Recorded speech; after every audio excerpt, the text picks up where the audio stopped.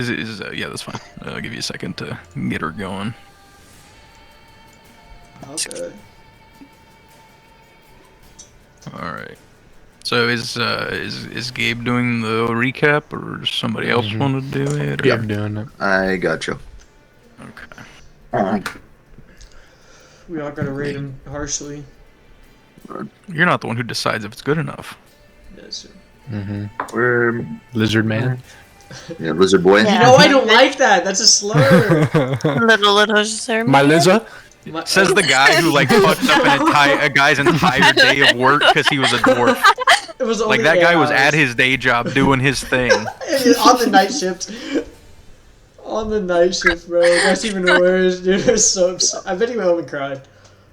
You are like you're like every white conservative I've ever met. You hate everybody, but you scream racism whenever somebody hurts your feelings. Yep. I love it. Okay. All right. My lizard. So Alright. we resumed back where we were all trapped in a cell, and Amara and Rowan decided to sneak out of the cell and lockpick Tim's cell to let him out, so that way they could disguise him and keep him on guard so we could get out. Rowan sees keys on the guard's belt, but he decides not to go for it at the time. And we have Tim come back to the cell so Cedric can heal him, because Cedric is one of our healers. And then we have Tim and Rowan head towards the south door. They lockpick, and we unlock the door to get our gear.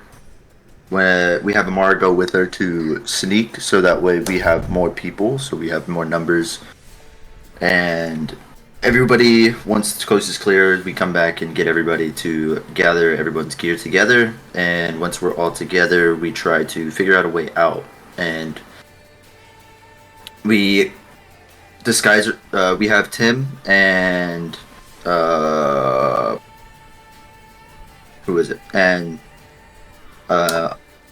Mazareth. Yeah, Mazareth disguised himself because Mazareth released her orb at the time to get a mask to disguise herself anytime she needs or wants to. And we have them to disguise themselves as guards to sneak us past some guards. And as soon as we go past them, we enter a reception room where there's the receptionist minding his perfectly kind self. He almost catches us. However, we convince him. He is charmed. And we get past him. However, we have Lizard Boy, Rowan Ash, go up to him and spill his ink. And somehow he's still charmed enough to where he is not in any care to worry about the 8 hours of work he did, or much longer. Then we go into the city, and we're free at this point, and we have Orion call Eugene Rapp, so that way we can have a safe place to stay and hide out. Eugene agrees for us to stay at his place for a couple days because he's going to be going out of town for some business. And he also lets us some money so that way we can have some money for food while we watch over his place. So it's kind of a win-win for the both of us. He gets someone to watch his place, and we get a place to hide out. And then we all start talking, chatting, conversating, and at the end we have Eugene give each and every person 2 unique items that only themselves get. And that is where we ended off. All right, very good. You know what? That was very in depth, and I could tell you took notes the whole session. So you'll get the inspiration, but it'll be a D6, not a D4. Ooh. Up. Good for you. So just mark your little inspiration box, and whenever you want to use that, it'll be a D6. You can use it on an attack, an ability check, or a saving throw.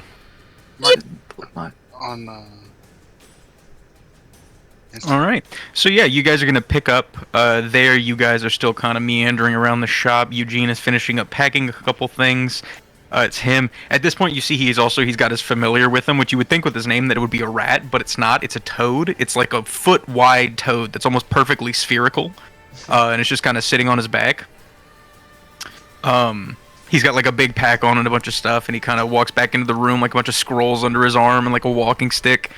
And he looks around and goes, well, I'm gonna leave soon. You guys need anything else? And at this point, you know, he pulls out and he gives you guys each the 15 gold. So any of you that didn't have it added yet, add 15 gold to your inventory. And he says, I mean, most of what you need should be here. And I mean, at some point in a couple of days, you're probably good to go try and walk around a little bit. But anything else you can think of before I go? Because it's gonna be near impossible to get a hold of me. Do you have any just like spare healing potions maybe for the group? Or like that we could purchase or anything like that? He goes, well, you know, considering I'm kind of the one who's paying you right now, I know you can afford them. Because one healing potion, one regular, is 50 gold. Okay. But I mean, I probably have like 2 extras I could just spot you. We'd greatly appreciate that. All right, he like goes under the cabinet for a minute, like seems to go through like a little backstock area of potions, pulls them out, and sets 2 regular healing potions on the table. Those will heal for 2d4 plus 2. Awesome. Thank you. So you guys, whoever wants one of them, anyone can take them. You guys figure that out. I think Gabe and Orion should take them. All right, I'll take one. All right, so just a regular potion of healing. And at this point, he looks over at you, Steven. He looks around and he goes, "Oh, and by the way, that robe gets a little complicated. I don't want to go too much into it, but try not to put things on the robe." Okay, gotcha. It's kind of weird, but these robes, they're made, and there's like a small another plane of existence inside of them, where there's a bunch of like little creatures and stuff, and that's where the objects come from. But when you put stuff in there, it has like catastrophic repercussions on the world inside of the robe. Like a snow globe. So just taking stuff off is cool, but once you're done, I just let the robe be. Having an entire society against you for ruining their way of life is not a good thing. Yeah, please be careful, Revan.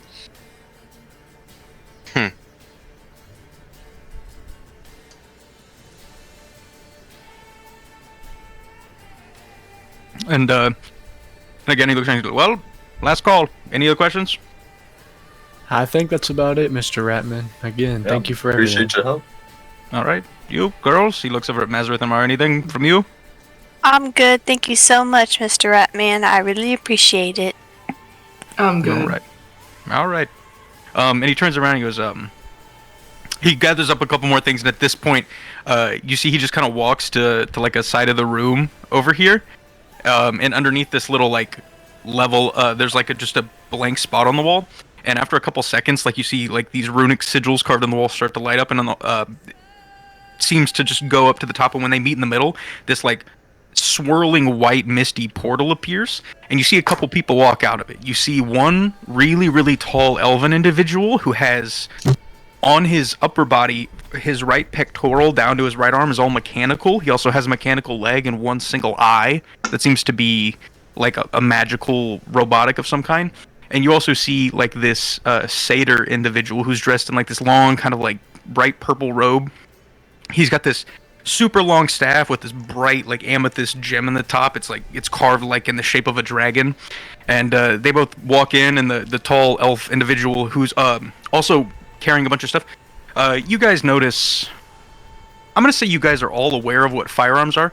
The elf individual has 15 to 20 different guns hanging from parts of his body. Jeez. And then the satyr individual seems to have like a lot of magical just objects on him, like a ridiculous amount of artifacts. The tall elf individual kind of looks around and goes, "Well, you ready to go, Eugene?" And he goes, "I'm just finishing up with these guys." He looks around and he goes, "Who are these people?"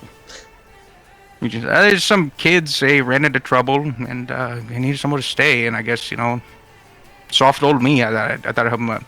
The guy kind of nods, he looks around and goes, "Well, it's nice to meet you, but we gotta get going." Nice to meet you too. Nice to meet you. Bye. Bye. He kind of looks around. What level are they so we should jump them? Oh no. Okay. No, Disregard that. no, I mean, no, disregard that. No. Disregard that. Vetoed. don't do that. Please don't do that. You Man, see the elf depends on guy what. reach for the pistol on his Yeah, side. nope. Disregard He's that. joking. He's joking. Oh, come on, Revan. You. That was a You good one. dirty dog, you dirty I give dog. Revan a friendly push on the shoulder, tell him, I'm messing with him. That's funny. Alright. No, they have valuables. We should jump them for our own good. Really, Cecily. Let's just double down. The double down. The double down's insane. No, we shouldn't do the that. individuals both kind of look you over. You see the satyr individual hasn't said anything. He's just kind of looking around. You see he's got like a lit pipe in his mouth as well that he seems to just be smoking. He's just kind of watching what's happening. The elf individual kind of scans all of you guys. He kind of looks at Orion a little bit longer than everybody else. Just kind of takes it in and then turns around and goes, yeah, well, we got to get going, Eugene. There's people waiting. He's like, all right, I'm on the way. And they all just run into the portal, which instantly disappears, and they are gone. And you guys are alone in Eugene's shop. I want to investigate that portal. Okay, go over there. And so how are you? Do you want to just like look at it, or are you trying to like magically investigate it? Magically investigate. Okay, so do you want to cast Identify as a ritual? Sure, if that will help me. Yeah, so Identify and Detect Magic are spells for this. As a cleric, you have access to them, and you can cast them as rituals even if you don't have them prepared. So you won't use a spell slot if you have 10 minutes to cast the spell. So yeah, Revan walks over to the portal. You cast Identify, and you realize it's not a magical object, so it doesn't like give you an exact description of what it is. But this is a use of the plane shift spell. Okay. And no one in my party has that. No, it's very high level Okay. magic. It's I was gonna say we can go after them and jump them. in game terms, you have to be level 14 to cast it. Jeez. Well, never Even mind. I do not want to jump nobody, brother. Well, these guys are above level 20. I'll tell you that. They are These are. I'll tell you this right now. It's kind of funny. Those characters I just introduced are the main players for my main campaign. Jesus.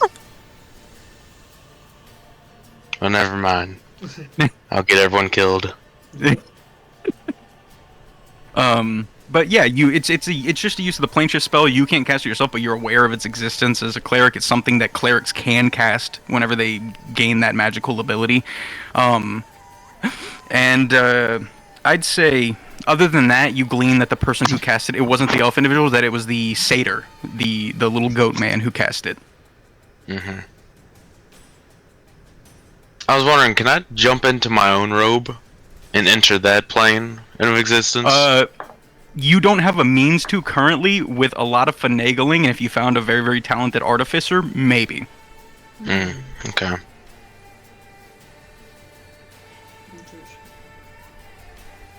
Because your robe right now has a set number of items on it. Eventually there's modifications you can make once it's used to where it changes to, instead of set items, you can pull an object worth up to 10 gold of value a day out of it, like out of a pocket. And once you make that transition, it gets a little different. But it's a really complicated magical item, so we don't have to get into all of it right now. I gotcha. First trying to be Obito. And I'll say with your Identify spell, even though they're not here, the remnants of magic you get off of those guys it makes your stomach churn. Like, you feel nauseous from how magically powerful you feel all of those people are. You feel like Eugene is by far and away the weakest out of those people you just met.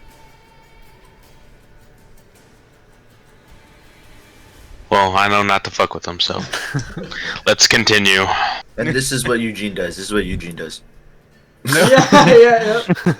Eugene says, black hole, maximum output. And he just laughs, he giggles, and runs off. I'd say Revan. Yeah, Revan's kind of just like studying right now, just getting a feel like for the amount of very powerful magic he just felt. I'd say Mazareth, you feel it as well. Even as far away as you were, like just the amount of shit, even if they weren't magical themselves, the amount of magical shit those guys have is like again, it makes your body physically feel ill, because you guys aren't used to being around that kind of shit. What is everybody else doing? What are the rest of you guys doing? I'd like to address the company, if possible. Sure. Is there anything anybody wants to specifically do before everybody gets addressed and talks together, or is everyone cool with Rowan talking to everyone? I'm cool with gathering up. I'm fine. I'm good. Steven, did you have something? Yeah. I don't know. I mean, I don't want to steal anything because I can't do that. I'm Okay. You are a good person. in it. Yeah. Then Eugene would fucking spawn back in, throw a black hole grenade if he even has one in it. He And probably dips. does. He probably does. But okay. Do whatever As you need say to that, you do. look at the wall, and there's like a little silver cylinder that says "black hole grenade" on the wall underneath it. Pull or break glass in case of Yeah, emergency. yeah, it's definitely like a fire X emergency case type of thing. I'm gonna, you know what? Let's roll a luck check. Steven, pick high or low. Oh god. Reset the universe low. grenade. He said, Low. That was a natural one. That black hole grenade is the only thing in this shop that does not have defensive runes on its container. You can open it right now. Oh, what the fuck? Oh no, hey Steven, no, he Jesus. gonna no, Steven, Steven, stop, he gonna no, Steven, he's gonna no, stop. I hold back right. He said low, and it was a natural one. That yeah. I'm hiding, bro. There's no Gee. glass Steven, he over gonna it. no. Steven, It's he just gonna sitting no. there. No, there is. It's literally just like a fire axe case, like you said, break in case of emergency thing. And unlike everything else, it doesn't have all these complex glyphs around it. You got really lucky. So this is the one. It seems like Eugene keeps this so that he doesn't have to break the glyphs in case he needs to throw it. I think I the don't glass would think be it's an a good alarm. idea. I think it would be an alarm. Please, This guy was so generous to us, You are a Steven. good person. Remember. I did steal for him, and Oh, he you still have let me identify up in, actually. Bro. I'll say with identify because alarm is a spell. You also know there's no alarm spell on it. Jesus Christ. Ah. Steven, this guy gave us shelter, Steven. And money. He's paying us. Steven, I stole from him, and he let me in the casa. Please, bro. let Does he me know that you stole in. from him? Yes, he Yes. knows. If you want some yeah. He video- knows that me and Mazrid stole from him, bro. Please. And he just knew, and he said, yeah, he. He vied with it, bro. I'll keep it in mind. Please. We may continue. Okay. I'll put a pin in it for now. Well, and you know what? You have identify up. So again, this isn't even me just being kind. This is information the game says I have to give you. With the identify spell, you know this black hole grenade is the effects of the dark star spell, which does actually summon a black hole. It does 10d8 force damage when you throw it. Nope. I see Tayton and someone else is making out over there on the couch. Tim, He's fucking Tim, I Tim. guess. Yeah. investigate. What are y'all doing? Please don't As watch. you look at a weapon of mass destruction. He gets nervous. Oh, it's Now double Rock is teaming. joining in. No, Rock. Tim's mine. Now they're both No, doing no, he's mine. He's I'd mine. like to address the group.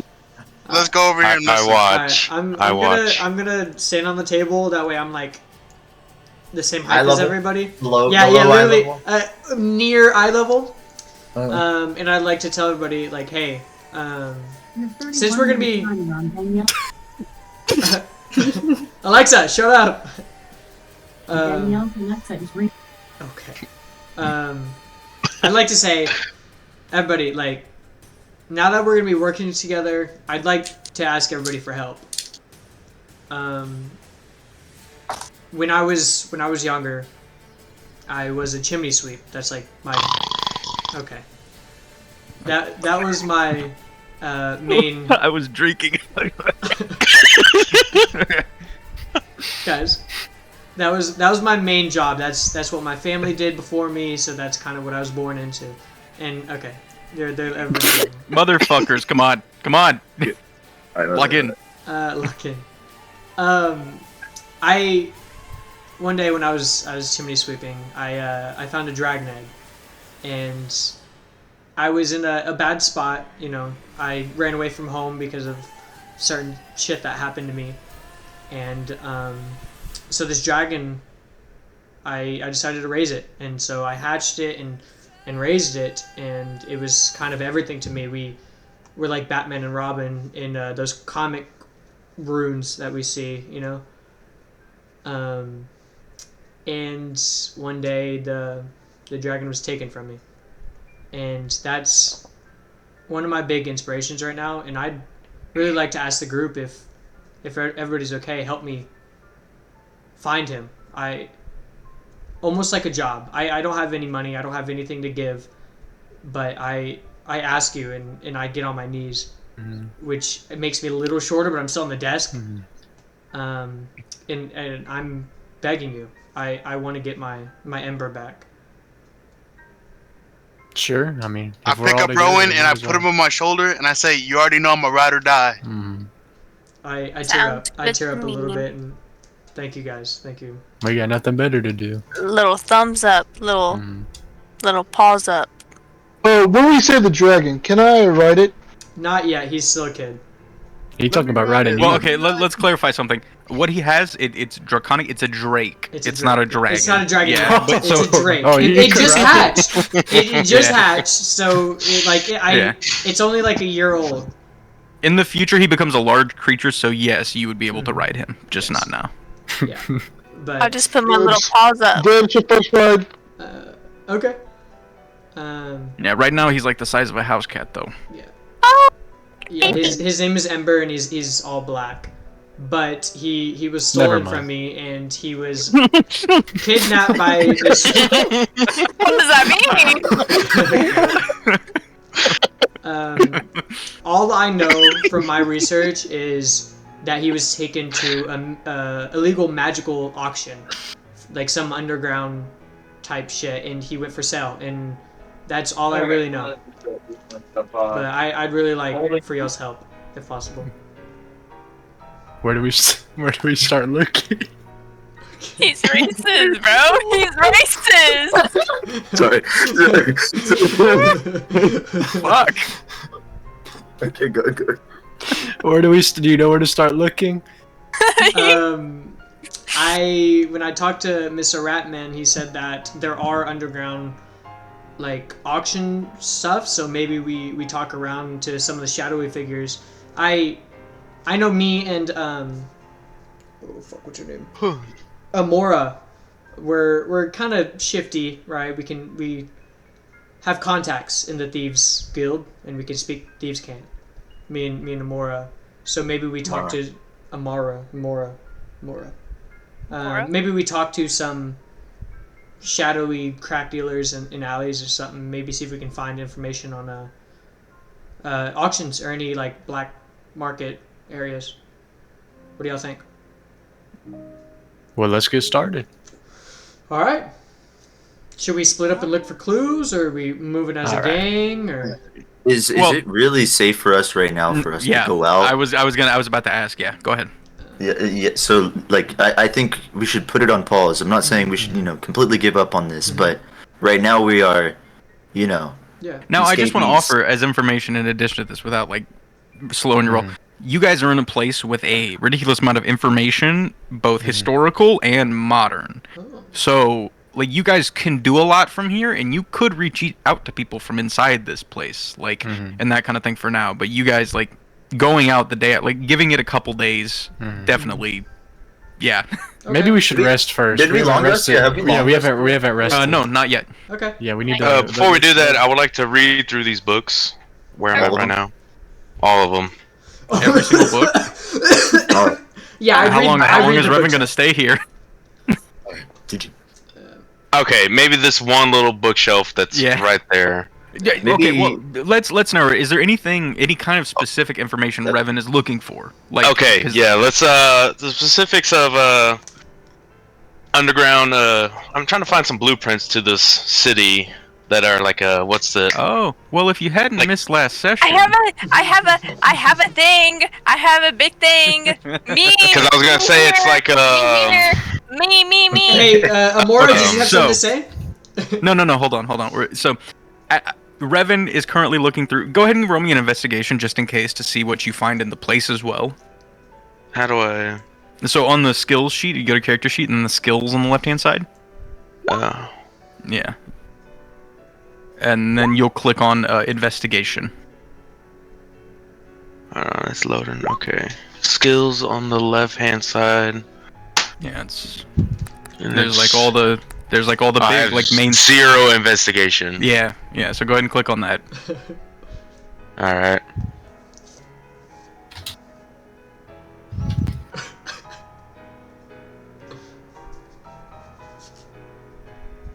Did it Do I do not it? roll? I don't.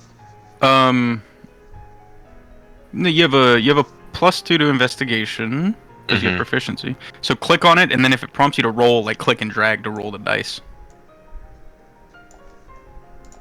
You click on the name right where it lights up red. Yes. Ah, there we go. Yeah. Did that work? Oh, it's not showing up. Huh. Guess I'm dumb as a fucking rock. No, hold on.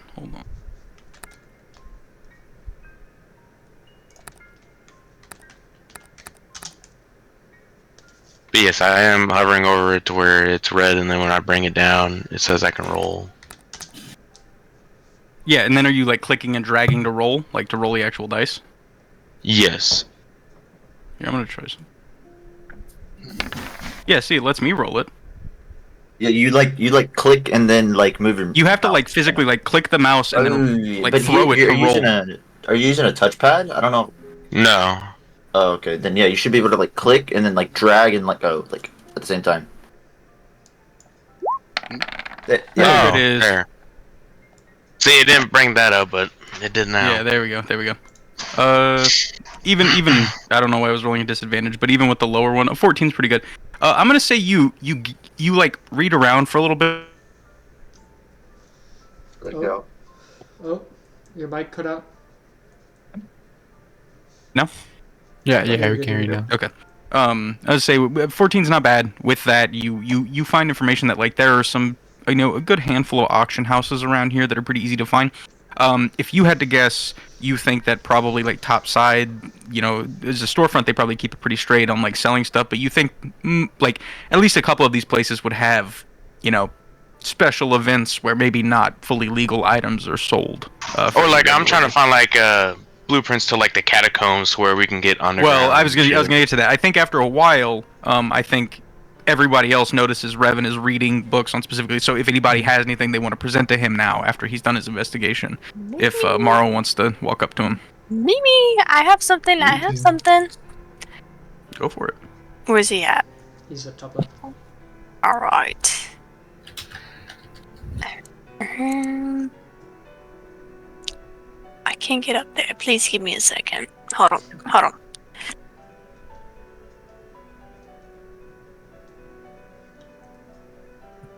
Make sure you have the right cursor. Stop. That might be a thing if it's not on the. It seems that what's your Amora. Emirate? A Gamora? Wait, what? Amora?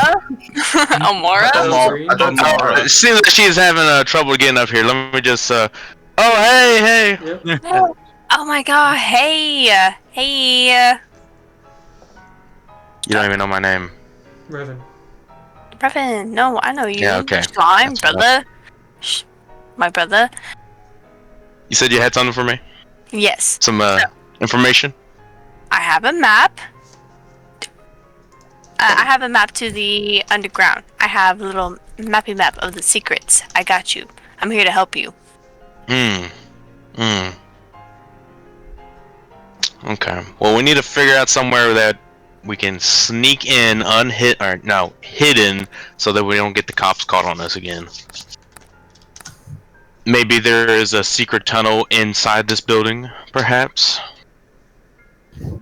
This is Eugene Ratman's, whatever this is, a tower, or... Yeah. I'm gonna say even with the 14, like, you don't find schematics of the tower itself in here. It seems like that's something Eugene would definitely keep under lock and key. Gotcha. But you do find stuff about the rest of the city. Amara has a pretty detailed map of a lot of the sewer systems actually in the town. And you guys can, keep looking, but again, a lot of it's going to be just kind of reaching out and seeing what you could do, and planning for the meantime. So yeah, I think knowing this, what's the first intention here for the rest of the state? You guys have a bit of the day left. At this point, you've been, walking around, running around. Most of the day, you haven't slept in a long time, so long rest is needed. What's the intention for the rest of the day?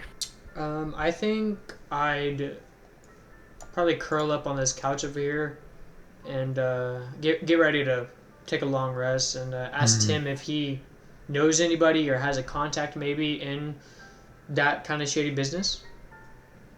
He kind of thinks from it and goes, probably not in that kind of thing, but I mean, I can ask around. I'd love that. I mean, We need to find a phone book around here. Maybe there's like a plumber or a plumbing company that we can call. yeah, maybe it is modern, so. I'm assuming this is the phone book. Let me just search through it. I'm ready. I'm ready. It's a ledger of sales. It's not a phone book. Fuck. I fall asleep. I'm ready for a long rest. All right. I So, want yeah, everyone else? I'm already asleep. I guess Standing? so. I guess everyone's EP. Got it. So you guys crash out on couches. There's a couple of spare rooms on like the higher levels and stuff. You guys kind of just crash out wherever. Let's see. Rock takes the smallest chair that's so. Yeah. I snuggle like a little cat. No, I'll Rob, snuggle up. get your ass over here, boy. Gabe falls Bring it asleep in. the receptionist. I think he's already asleep. Yeah, he's just conked out on like this way too small recliner. Ooh, So me too. as you guys are sleeping, I need Mazareth and Revan to both make me Constitution saving throws. Alright, so that would require me to go back to my character sheet. And then your saving throws is the little list right above the skills list. Ah, yes. And you said what saving throw? Constitution. Make sure you're not at disadvantage. No, I fixed it for you. Okay. I'm 3 right now. Yeah, so just go ahead and roll that.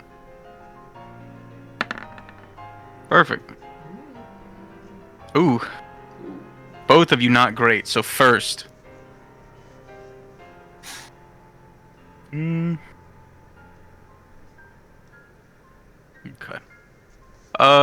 First we'll do Mazareth. So you guys are all sleeping for the night, resting in different spots. Mazareth and Amara are both on, couch together, rocks conked out nearby. Everyone's just wherever. Mazareth, as you start to kind of go to sleep, as most nights, you start to dream, as you normally do. You have very, very vivid dreams. It starts normally, as they usually do. Memories of, your childhood, playing in the Fey Fingers, the forest, the places you grew up. And it's just bursts here and there of, gathering flowers and berries from the woods, or going home to your kind of well-off family's house at the time, and playing with your various different pets that were available and everything like that. After a number of minutes, you kind of start to feel like you're losing control of the dreams, and again, this is a fairly normal occurrence for you. And you start to have memories of what happened in your older years. You instantly feel as if you've woken up. You feel like you're in your body, but you're in a different place. You're no longer in Eugene Ratman's shop. You're in your bed, back at home, in the Fey Fingers. And as you wake up, you hear the smell of burning wood, screams from outside, bangs of metal on wood. You run to your window, you look out, and you see a mob of countless people from this town you lived in. Without knowing anything about it, the only thing you can assume is they seem to be after you, as you see them start to throw torches at your family's house. Part of your roof catches fire. You're standing in the window. What does Mazareth do? Oh my.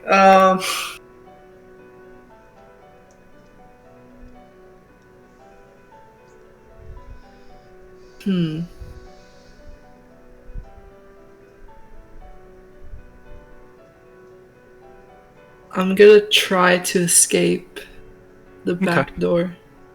Go ahead and roll me a stealth check.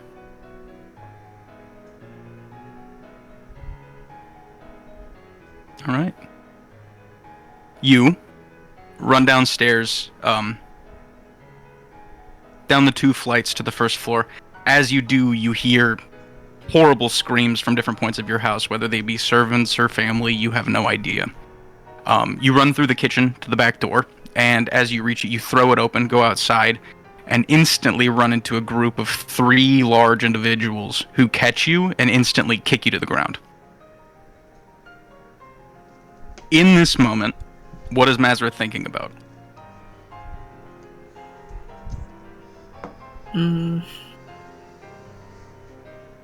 Why are they doing this to me? Like, what's going on? As you say that, you hear a voice from the front of the house kind of scream out, one you recognize, a elven individual, older, named Tyrius, who has been a longtime family friend of yours. You hear him scream out from the backside of the house. They've been caught practicing black magic. The sentence is death. You hear horrible noises from the front of your house. What is Mazda thinking?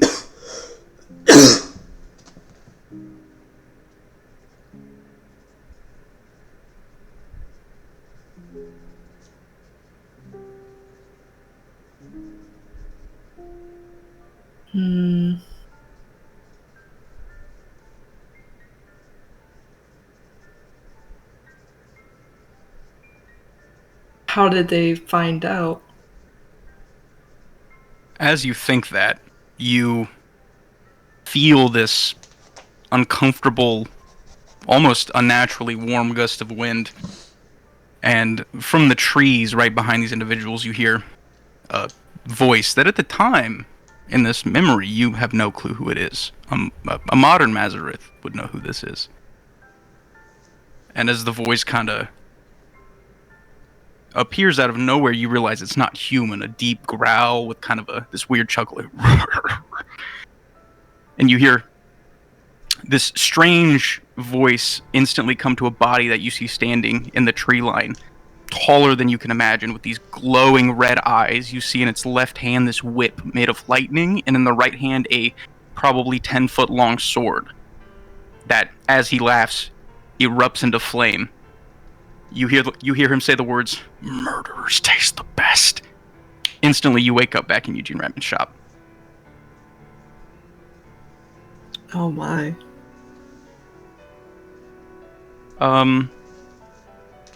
You're alone. It's dark by this point. It's late in the night. And with that, as Mazareth wakes up in cold sweats thinking about XYZ, we're gonna jump over to Steven. Who's up? So, Revan going to sleep. Unlike Mazareth, doesn't normally have dreams. The hell is wrong with you me? haven't experienced much since you came back from whatever history you come from. As you kind of fall into sleep, you feel almost like a tether attached to what would be your astral self's, your dream form's arm. It almost seems like it's offering to take you somewhere. I follow it. All right. As you do, you go through this misty, black, almost hallway. You're going straight. You feel that you're going straight, but you can't see anything around you. Eventually, at the end of this large cubic tunnel, you see this kind of light poking out at the end. Do you still keep following? Mm-hmm. Yes. Okay. As you do, you enter this large temple antechamber. This is what it looks like. I'll show you, because I got a map for it. Holy moly. Revan sees this huge, dilapidated temple, broken down over time.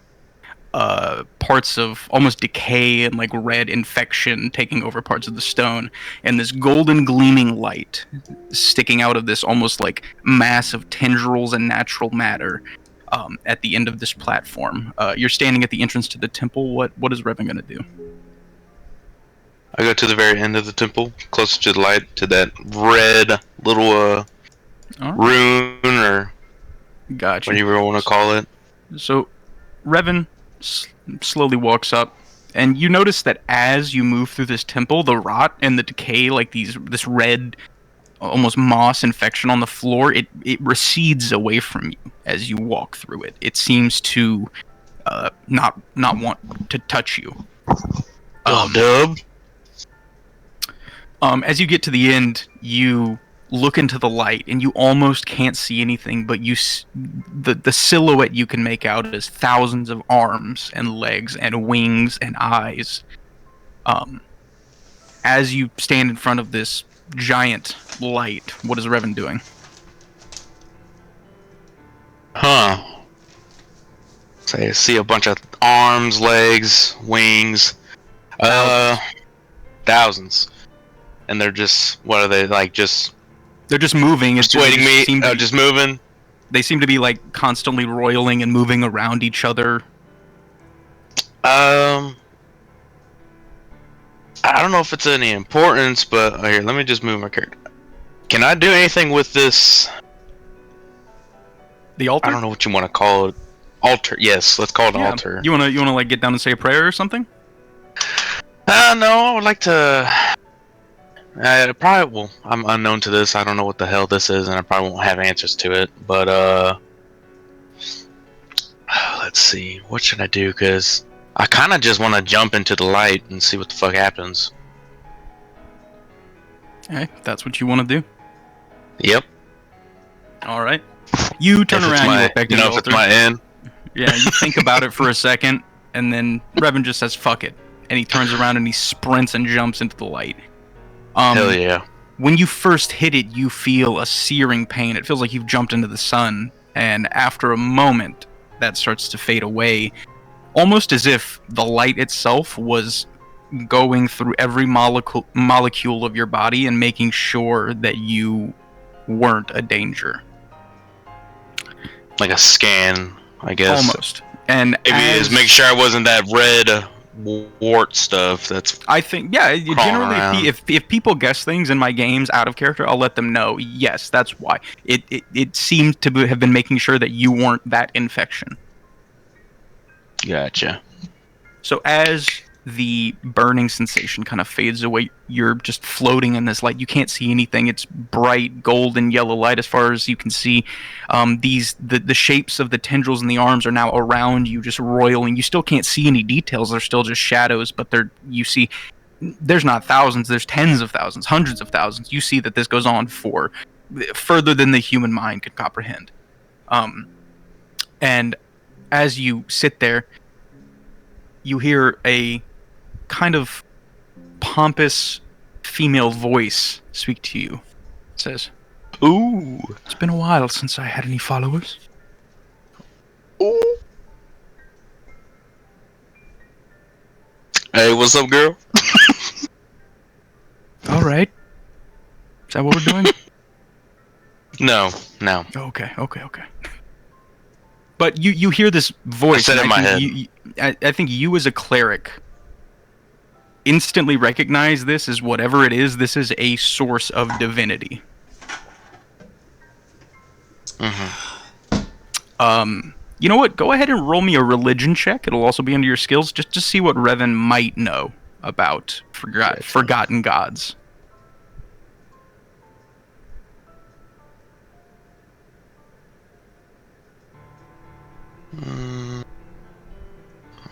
Religion.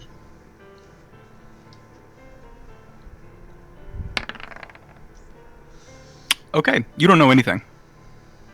No, absolutely nothing. Revan in this moment is just so enthralled by what's going on. He just any clerical training he had just doesn't matter. So yeah, you're floating inside of this light. This voice seemed to speak to you, saying that it's been a long time since it had any followers. What's Revan doing as he kind of floats among this mass of appendages? I guess, who even are you? There seems to be a pause when you say that, like almost like this thing doesn't even know. And after a moment, it comes back and it says, "Time is cruel, and I can't say I remember myself, but something has tethered me back to the material plane, so here I am. Now I asked the unknown lady, I was like, are you tethered to this said mask that is on my hip? The voice again seems to pause and think, and after a moment just says, "No, I don't think so." Okay, well good. And I put it back on my side of my hip. As you put it back on your hip, the voice comes back and says, "I think it's you."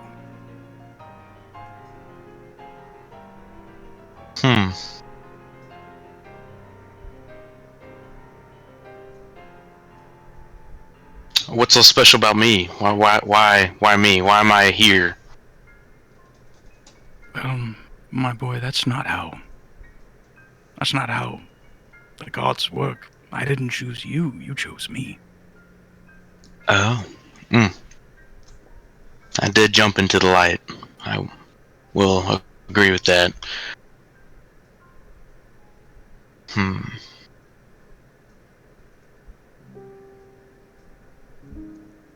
Am I supposed to do your bidding, or what's the deal here?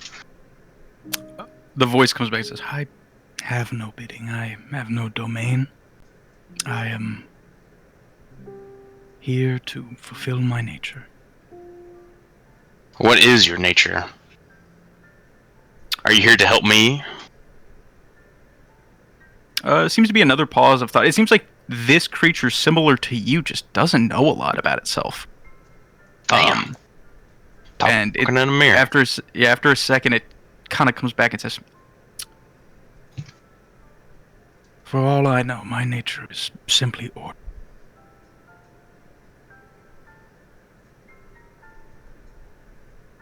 Cut out. I'm sorry, you cut out. Oh, she says that for all she knows, she believes that her nature to just be order, to to have order. Okay.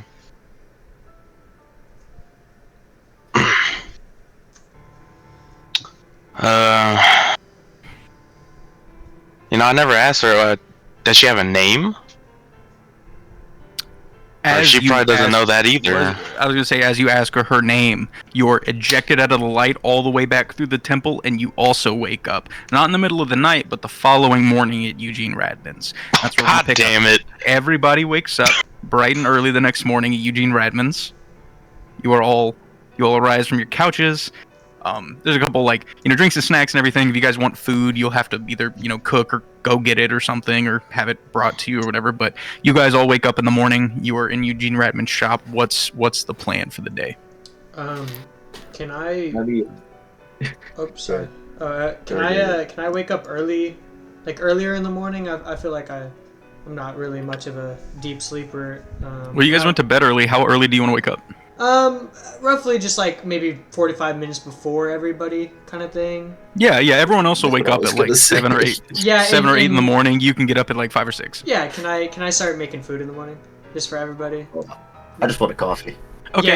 Yeah. Me too. Just get breakfast, kind of thing. So you don't have proficiency in chef's tools, and cooking is an intelligence roll. So I'll need a straight intelligence check. That's fine with me. I would try. I just want to try. Yeah. I was planning on just waking up You before said everybody and getting intelligence? myself a cup of coffee. You said intelligence? Yeah, just a straight intelligence check.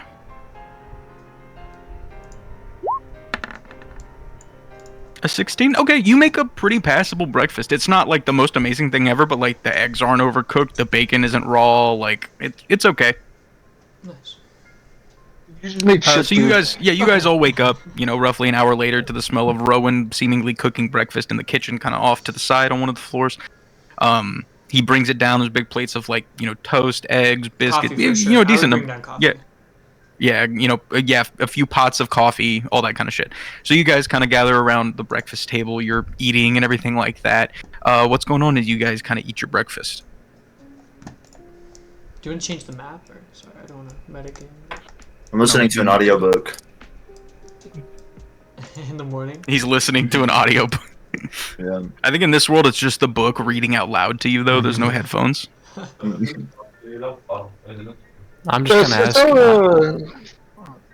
who is I'm gonna say this too. Orion, roll me a. What would it be?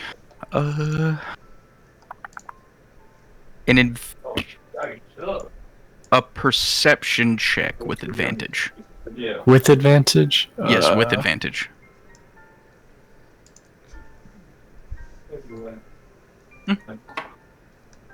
So on a 21, again, a lot of it has to do with like your training and your senses and stuff.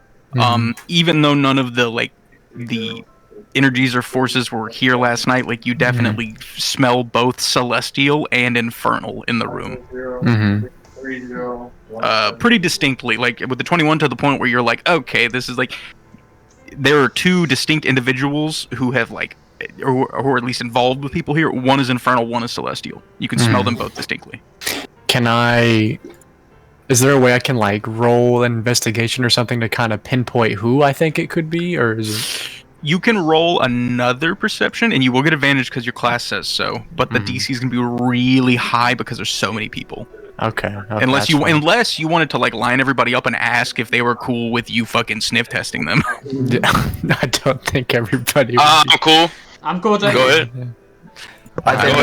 It's however, Orion, if you want to bring this up and say like I smell some weird shit, yeah. I'm just gonna bring it up. Hey, just because of like my training as a blood hunter and everything, I'm really picking up heavily on the smell of like kind of divinity and then kind of more of like an infernal smell too. So if y'all wouldn't mind, I'd just kind of like to get a little bit of a closer smell on each of you. Here, let me get closer. Just to kind of see what's going on. Is everyone cool with that? I'm cool by with me. The question. Nazareth? No. No. Okay, so how do you go about this? So everybody said it except Mazareth, so I'm gonna go ahead and smell everybody besides her. Okay. Lined up down. Get a good sniff. I say you smell everybody else. You definitely, the celestial presence is coming from Revan. On Amara, you smell a faint infernal presence, but not like a defining like this is it. So then I'm gonna turn to Mazareth and since she's the only one who didn't have the strong infernal smell, it has to be her. Sure. How do you want to approach her? I mean, you could also. Are you yelling you could go from her? You can yell I'm at her. privately. Okay, so you're gonna go talk to her alone. Yeah, okay. yeah. I'm not gonna like just out her.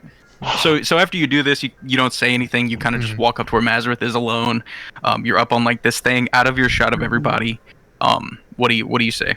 I'm gonna be like, hey, like I know that strong infernal smell I'm smelling is from you, and I'm not gonna out you to everybody about it, but I'm just kind of curious. Like, you're on our side, right? Sure. You could say that.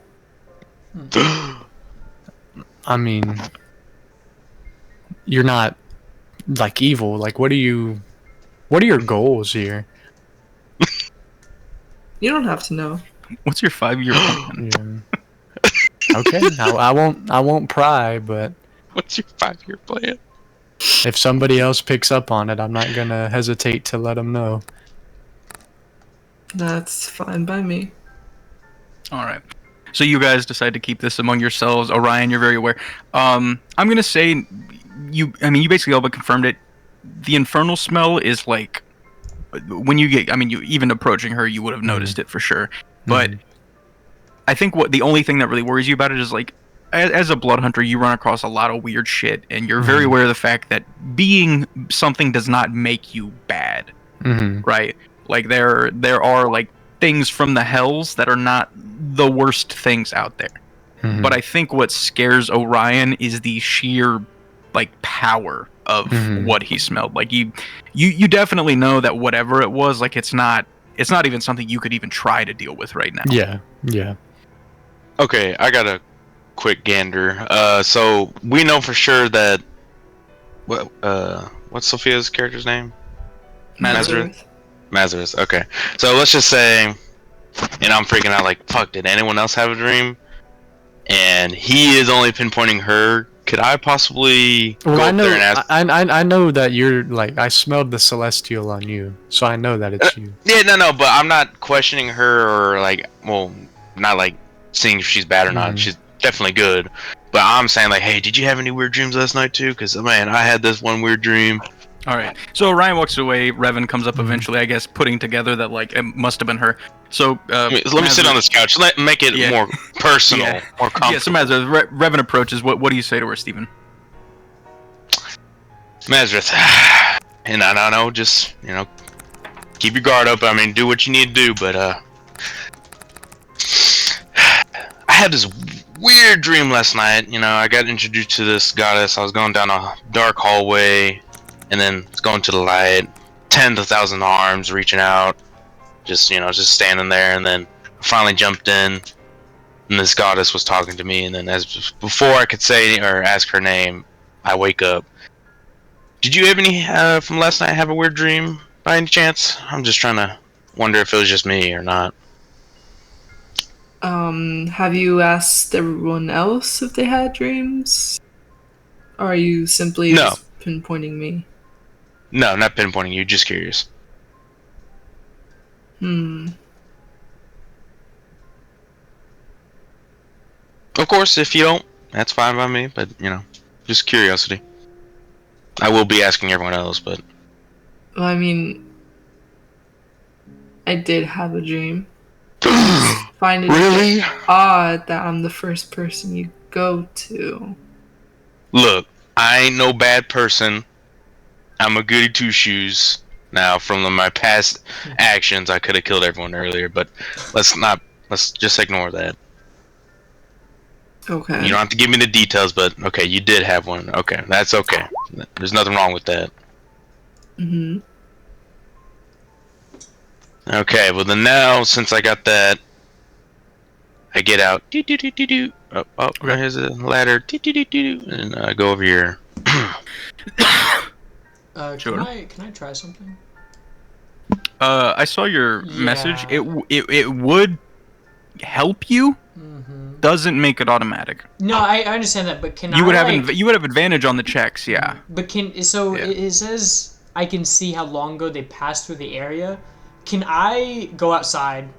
I'd kind of just walk outside alone. Yeah, I was gonna say the only catch with it is you have to catch a trail first. I want to just do a circle around the not quad, but around the building, and just see if I can catch a scent maybe. And I want to sneak if possible, just around the building. Okay, well first give me a stealth check. Roger. 16, okay, not bad. And then give me a perception or an investigation with advantage. With advantage, thank you. Now I'm gonna tell you right now before you roll this. Without spoiling anything about where things are, you are so far away right now that the DC for this is a 30. Okay, yeah, no, natural 20, watch.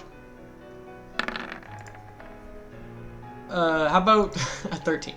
How about two 10s? Yeah. You circle the building, it's a big city, there's too many smells for you to catch on right now. And did I get any sense of like alert, like danger while I was doing this? You think that if anybody noticed you, they didn't have ill intention towards you. Like, they probably just moved on with their day, but you didn't see anyone notice you. Okay, cool. Thank you. I just kind of walked back in, like nothing happened. Cool. So, yeah, so Revan walked back down the stairs, Rowan walks back in at this point from his little lap. What's everybody up to?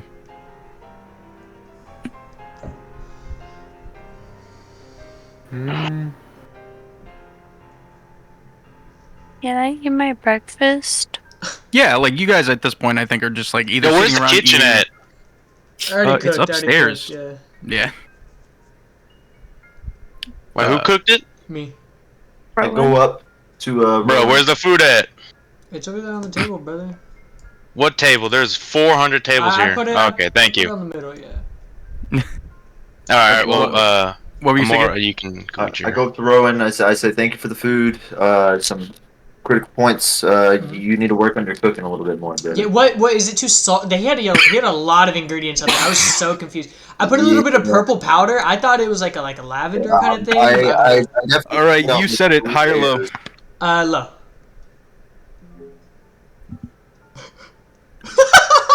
No. Who's eating breakfast? Everybody. Everybody's eating. Okay. Oh, you piece of shit. Everybody, give me a wisdom saving throw. Fuck it. That's so funny. On a Did he put, 16 like- too? Oh yeah, on a 16. You said, and I quote, "I put purple powder in there." I did. So that's just a D20, right? If I roll a physical. Yeah, it's a D20 and then whatever your wisdom save bonus Okay, is on the I sheet. have a 1. I rolled an 8. Oh, god damn, I got a 4. All right. Hold on. Alright. So 5 total, 5 for me. Okay. I'll type it. It was a D20, right? There's a what I D20 needed. and then you'll add your wisdom saving throw. That's so funny. You stupid bitch. I tried my best. Oh, so you get a +0, Cielo, so it's just the straight roll. Oh, okay, perfect. Let me just do my dice then. 14! Oh, not bad. Damn. Okay, Cedric, Orion, and Amara are all fine. Everybody else is now under the effects of snuff powder. You will have disadvantage on all ability checks until you sober up. Ability checks. Do you know how long that is? Or? Yeah, but Ethan, you gotta just Who stop knows about doing drugs? shit. Can anybody justify why they would know how snuff powder works to me? I don't think I would do drugs. What would that fall under? Survival. Illicit substances. That's not one of my proficient skills. I don't think I would know about drugs personally. You know what? You know what? Orion can roll me just a straight history check. He's the only one that might know. Besides Amara, maybe, but I don't think she's a druggie. No, I'm not a druggie. I don't know fucking anything. Oh, God. So we don't know that we're under this? Or No, we all I think feel about like half of you groggy? just start to get real hazy out of nowhere. Why the fuck would he do this? Oh man, Oh those my Hey, eggs you are said I fucking put good. a purple powder in the food, okay? It smelled like So- lavender. Can we, Stupid. can we You have to like... do it too. He ate it. Yeah, I did. Oh no, he's under the effects. Yeah, he's under the effects too. I rolled an 8. Oh my god, Ethan, we need to let... Why'd you do it with Fuck. advantage? It wouldn't have mattered, but Yeah. Oh, guess well, not. yeah. Either way, I didn't mean to do it with advantage. My bad. so yeah, now Orion, Amara, and Cedric are all good, but everybody else is fucking like super baked right now. Perfect. So, So, yeah, so did we so I realize that stepped- it's from the food? I step forward and a little bit more, and then I fucking face plant. Yeah. I straight did in the tell you. couch. I did tell you I put powder in there. He and- did say in game I put purple powder in this, so you all can be as sussed from that as you wish. Yeah, because I did ask him, and then he tells me, Yeah. it's like... Yeah, okay, Yeah, so can I I- know it's from the food at can I least. go I don't know investigate what that yeah, powder? at powder this point you can deduce, yeah. Can I Yeah, go okay. investigate in the kitchen that powder that I fucking put in there? Sure. You walk He's back just into the running kitchen. away so he doesn't get jumped. No, literally. You walk back into the kitchen. You pick up the thing of powder. Roll me an investigation. I mean, you find the powder, but it's just what you know about it. I didn't know Eugene had that powder on him, bro. Investigate. Oh, I don't have a good investigation. He's like, good. Oh, 15. Okay. On a 15, I'm gonna say So bad. you still really don't know what snuff powder is, but you deduce very quickly that you probably shouldn't have put this in the food.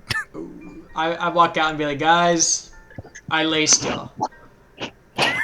My Can I- fucking What? bad. Can I... You Bill Cosby'd us? You...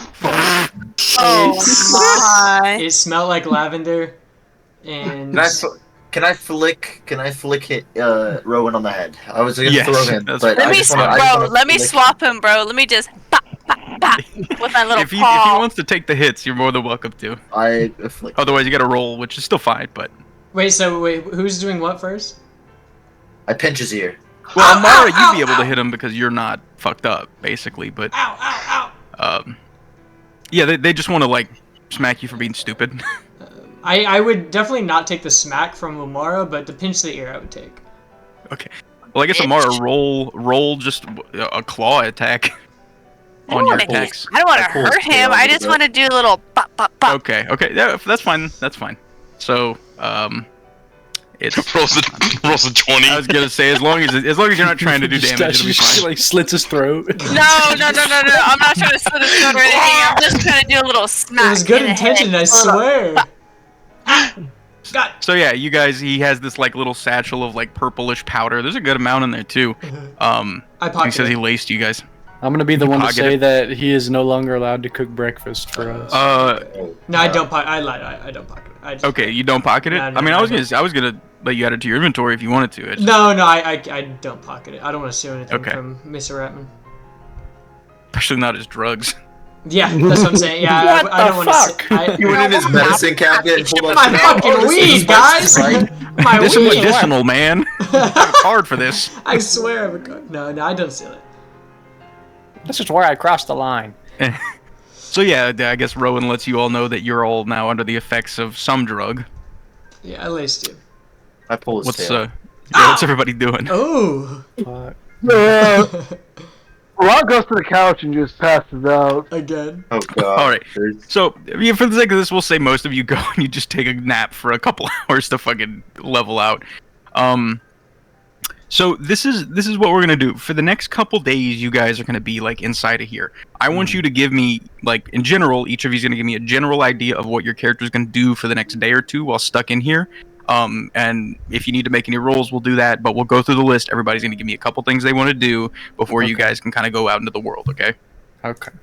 All right. So, does anybody want to go first, or am I gonna roll? I will. All right. So what is Revan doing for the next like 2 days? I'm trying to get information about how large we are. Like the cops are still looking for us, or if if it's still on the news. Go ahead and roll We me can't just an live in here. investigation check. Yeah. All right. We got to get going to wherever the fuck we're going, but we can't stay at Eugene's place. And you said roll a what? Investigation check. And do I click on the square box next to it?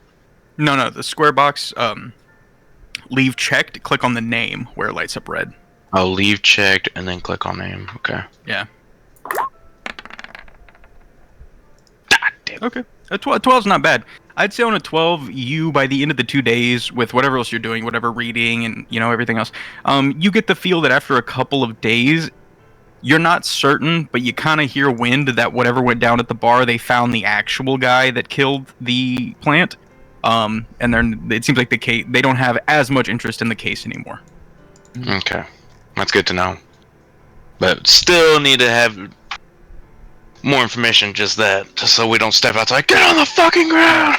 So Revan kind of will, goes on his like little short outings to talk to people here and there. Like he'll go buy a couple things and get some information. At the end of 2 days, yeah, you get an idea that like while you're not 100% safe, you could at least probably move through the city a little bit. Unless you like ran into people that were directly involved with your shit, you'd probably be okay. Gotcha. So that's Revan. Does anybody else want to go directly after him, or okay? What's Rowan doing the next 2 days? I want every morning, now that I'm banned from cooking, I just wake up early enough, and I would tap Cedric, like to kind of wake him up a little bit, and not like crazy wake him up and be like, hey, I'm gonna go patrol really quick. Okay. And I want to just keep doing a lap, and use my natural explorer to see if I catch a scent or anything, and alert as well. Give me 2. We'll do it. Yeah, give me 2 more perception checks with advantage. With advantage, okay. Perception. I'm gonna tell you, even with the nat 20, I don't think your number's closed up. But Yeah. it's worth it. So the first first day you find nothing.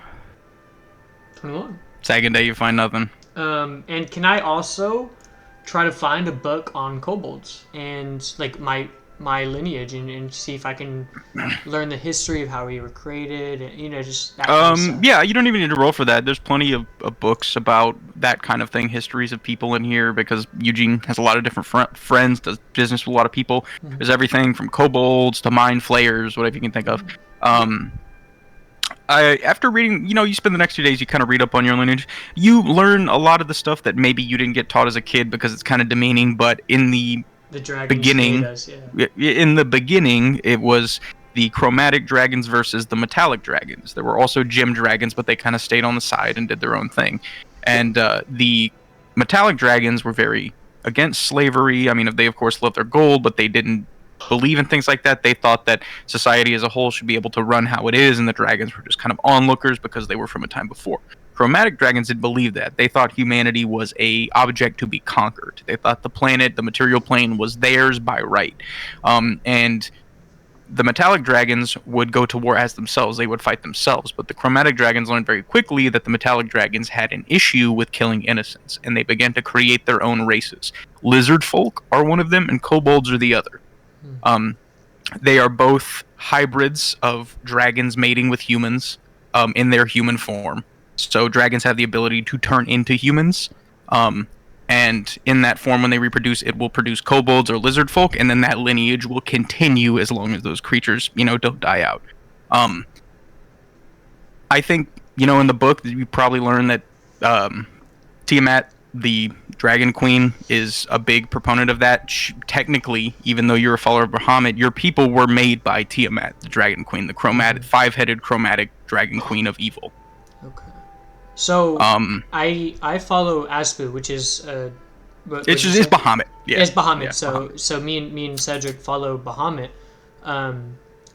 Would I, now learning this, would I get like not a second thought maybe, or anything like that? I don't know. Probably I guess not to Bahamut. Well, okay, so you follow Bahamut because Bahamut is a lawful good deity that represents like humanity and its strength. Tiamat, and the book will say this straight up, Tiamat has no love for anything that she has ever created. She doesn't care. Your people were just a sacrificial means to an end. Her entire thing is escaping the hells and taking the material plane back over. That's all she cares about. Your people were nothing. Then I would probably, I think my faith would grow a little more, if anything. Yeah. Okay. And I think that's something you read in the book as well, is that due to the mercy of a lot of the metallic dragons, kobolds and lizard folk were able to be integrated into society after a lot of the chromatic dragons that were, in a time where there were so many that it was possible for them to work together. Now they're kind of all vain and prefer to be on their own. That in, that time, like the metallic dragons were the ones who said, lizard folk and kobolds, they may have been born from evil, but that doesn't mean that them as people are that, and they should be given the chance to join society. Okay. I think that's good. Thank you. Cool.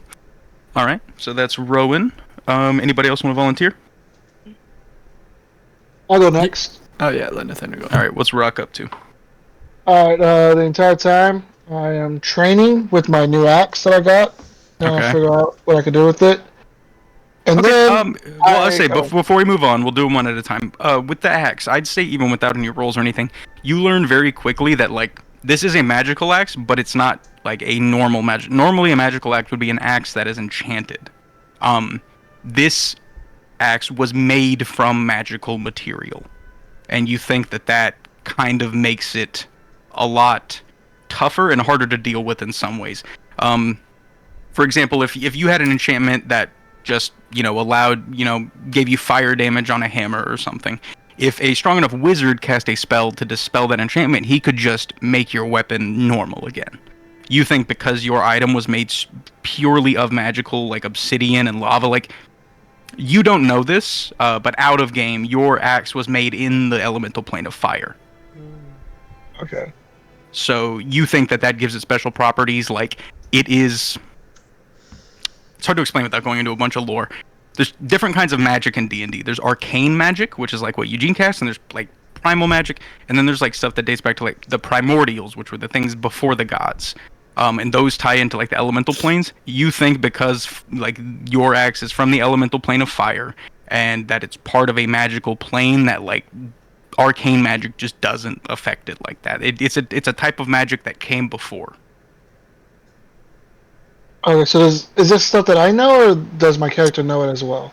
I think with 2 days, Rock could probably figure that out. I mean, you do know how to read, even if you're not good at it.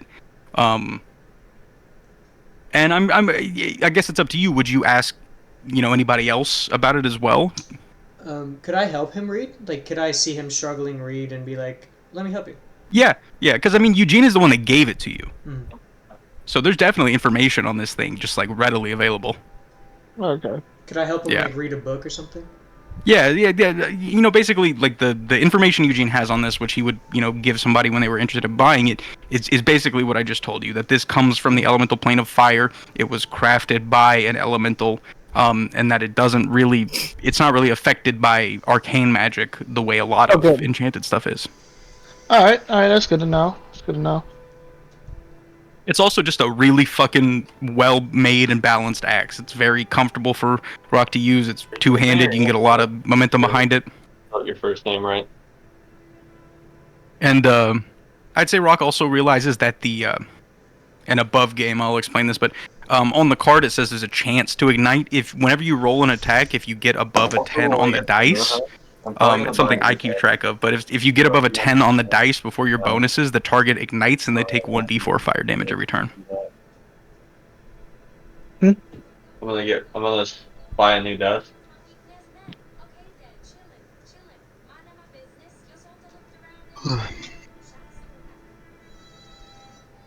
Okay, so I have a chance of lighting people on fire. Yeah. All right, I'm sorry. And that would also apply. You wouldn't even have to roll for it. You can automatically set like if it's not a person, if it's just an object, you can hit it and set it on fire. Okay. How would that actually happen? Do I have to roll again to see if I? No. So when you roll your attack, I'll look at the number you roll on the dice. If it's above a 10, the target will be on fire, and I'll keep track of the damage. Okay. Yeah. Okay. Yeah. It's an extra. That's why I didn't put it on the card. It's a mechanic I have to keep track of. But. All right. I'll also. I should have asked this earlier. Are there any instruments in this building? Absolutely. What kind of instrument are you looking for? Like a string instrument, like a guitar or something. I want to learn how to play an instrument. Yeah, there's like lutes. There's all kinds. So you want to spend 2 days practicing? Yeah, just practice. Okay. I'm just killing time in here. Yeah, roll me a performance check. Performance check. A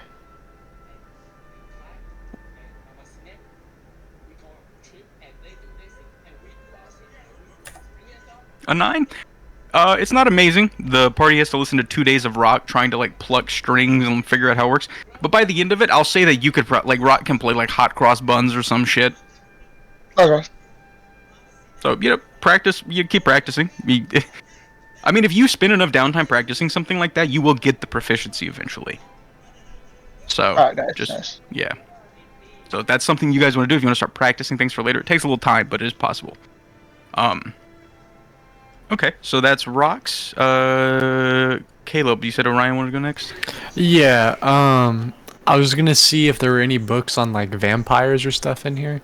Absolutely. Any specific aspect about vampires or just as a whole? Because you know a lot about vampires as a whole. I just want to like see if there's anything about the order of them. Really, I'm just trying to see if they say anything about the one that I saw whenever I drew from that deck. You read a few books on like vampire genealogy and lineages and stuff, and you learn pretty quickly there's like only a handful of vampire lords at any given time because they kill each other all the time. They're like each other's only combat, so they just kill each other. These books, you're not sure how up to date they are, but it names like a dozen or so like known vampire lords.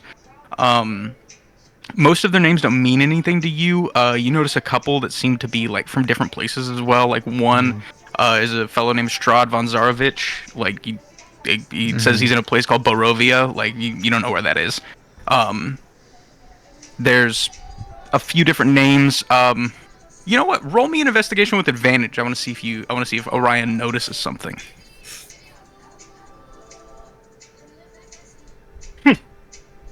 Yeah. As you're sitting there reading it, you're reading through these list of names, and God, you got a natural 20. You're reading through the list of names, and you're like, man, none of these really make any sense. It doesn't remind me of that thing. But then, on a different mental note, on a different wavelength, you remember something that Eugene said right before he left. He insulted some guy who apparently was a very, very high-ranking official in the city named Enid. You see the name Enid Dubat on this list. Oh, shit. Fuck, okay. And I think with a natural 20, you have like a literal like brain blast replay moment of a Eugene going, "Yeah, fuck that guy," and you're like, "Oh." Mm-hmm. Fuck. Okay.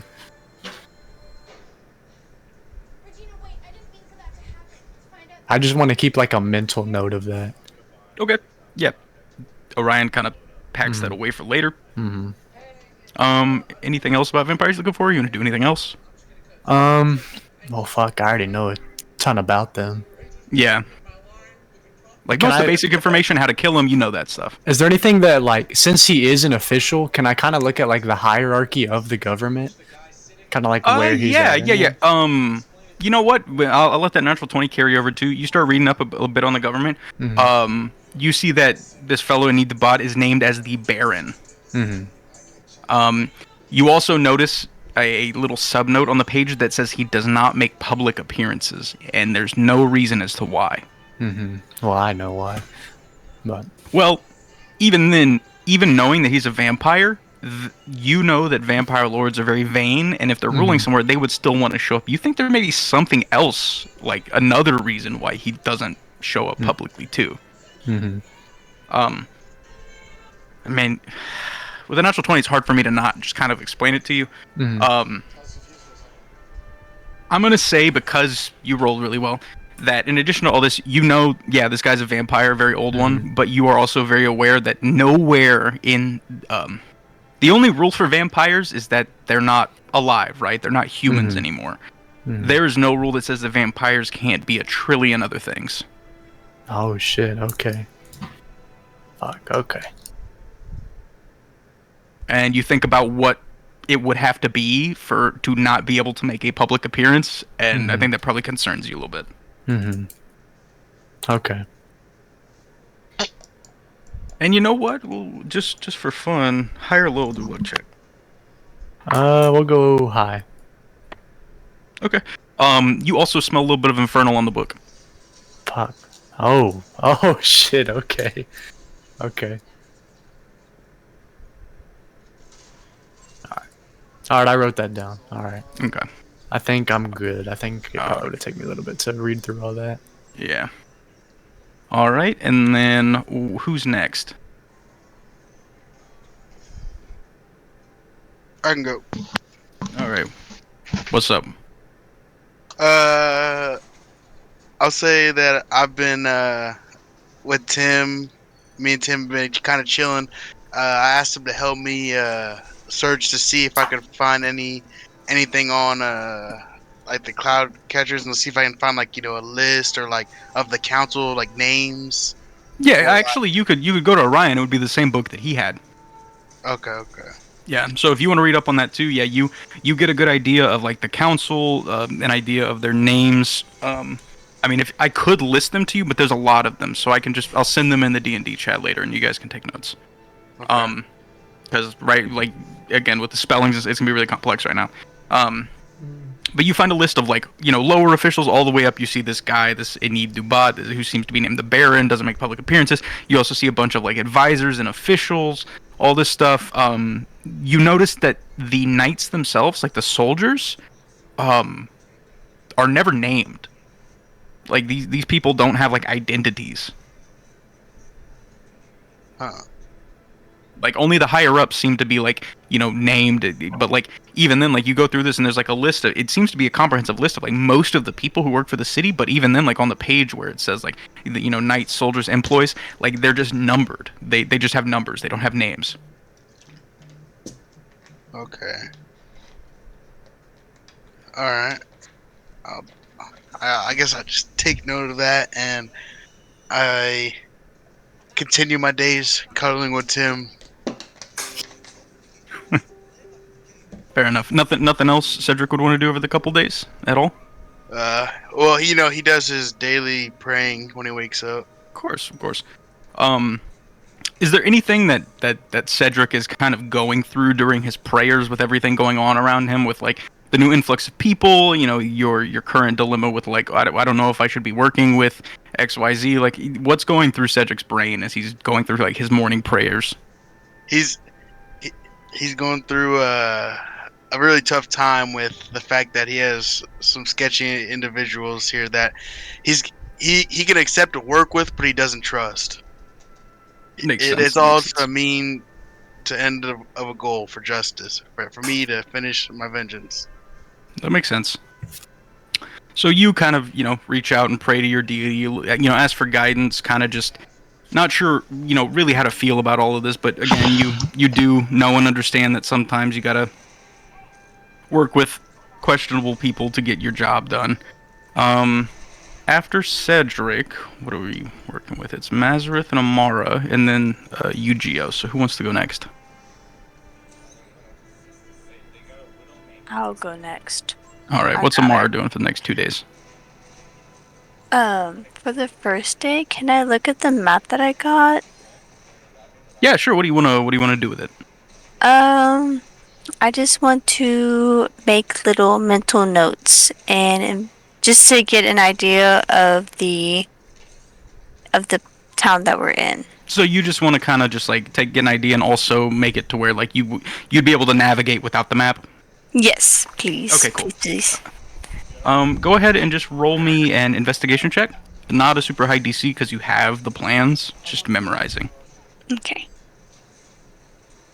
You said investigation? Yeah, investigation. Yeah, easy. Yeah, I'd say within the first half of the day you've got it like down pat. Like the sewers, you think that you could burn the map and you'd probably be fine. Cool. All right. What else? What else is Amar up to?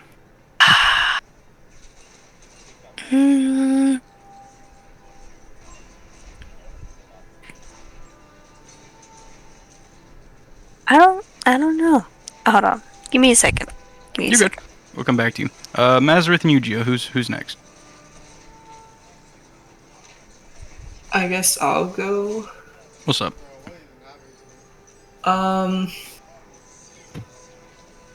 I guess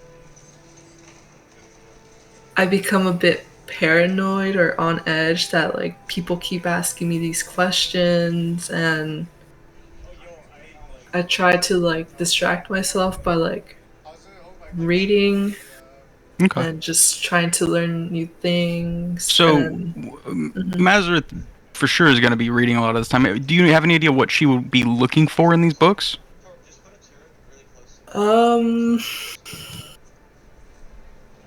Good question.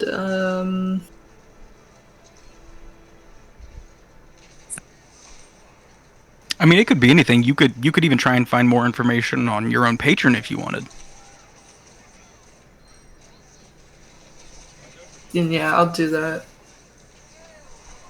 All right, just roll me an investigation check with advantage because it is your patron. Okay.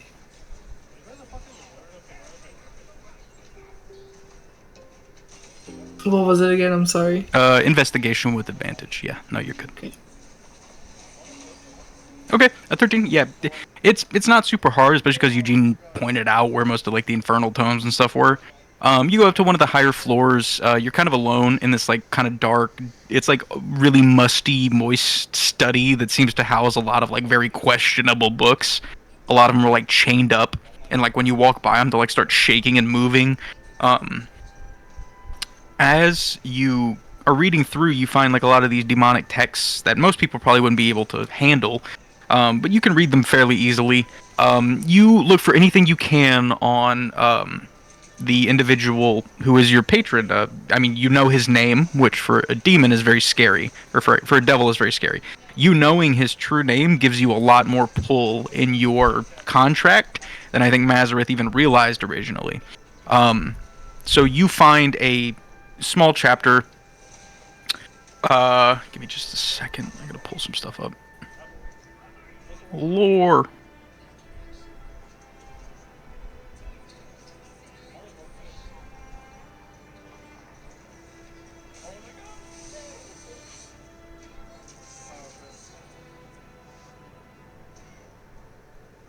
One second.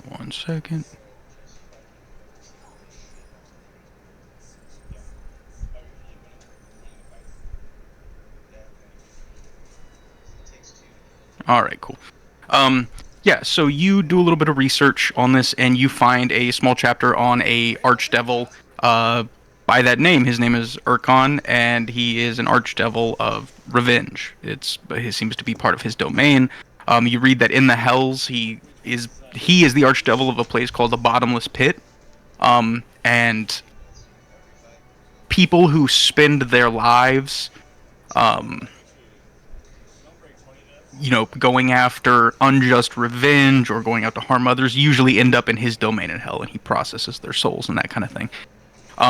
You also read in this book that you knowing his true name is very important in a way that not a lot of people who don't interact with the Infernal realize. When you know a devil's true name, in your interactions with them, you are able to control them to a degree. You can't give them orders, but you have the complete ability to stop them from harming you in any capacity. Oh shit. You knowing his true name means that he cannot touch you. Interesting. And you also find that like his domain is like generally, like I said, like a lot of revenge, a lot of hate, that kind of thing. But on top of that, you find that he is apparently the archdevil of one of the entrances to hell. His domain is basically a processing plant for souls. And it seems weird at the moment, because why would you ever want to go to hell? But I think Mazareth kind of tucks away the information that he has an entrance to hell. Okay. And I think that's probably all you find on him in that book. It's kind of hard to get information about devils, but you already know his name, so the rest of that information just kind of comes together. All right. Anything else from Mazareth in that couple days, or is that the main thing? Yeah, that's it. All right. And Yu-Gi-Oh, what's Yu-Gi-Oh up to the next 2 days? I guess is there a way like I can train, like just hone my proficiency in like Is there any? and- You just want to train with a new sword? Yeah, is there any like weapons that I kind of like find fond of that are unlocked? Not to steal, but just to observe and like train with. Yeah, no, I think there's. I mean, like there's. I think in the bottom, like in the basement, there's a training room. It's got a full armory, all that kind of thing. Like some of the weapons are magic. None of them are super crazy, but it's for. It seems to be like a trial area too for like if some guy comes in, he's like, I want to buy this magical sword, but I want to try it first. So Eugene has an area to go let them do that. So yeah, I mean, there's a bunch of weapons down there that you can play with. Again, none of them are super crazy or anything. None of them are necessarily even better than the sword that he gave you. But they're all different types of weapons and that kind of thing. Yeah. So yeah, testing out my new sword too. We'll do it like this. Since you're training for 2 days, go ahead and just roll me a straight dexterity check. D20. Yeah, and then it'll be +4 for your dexterity. Okay. 16. With the +4? 20. A 20?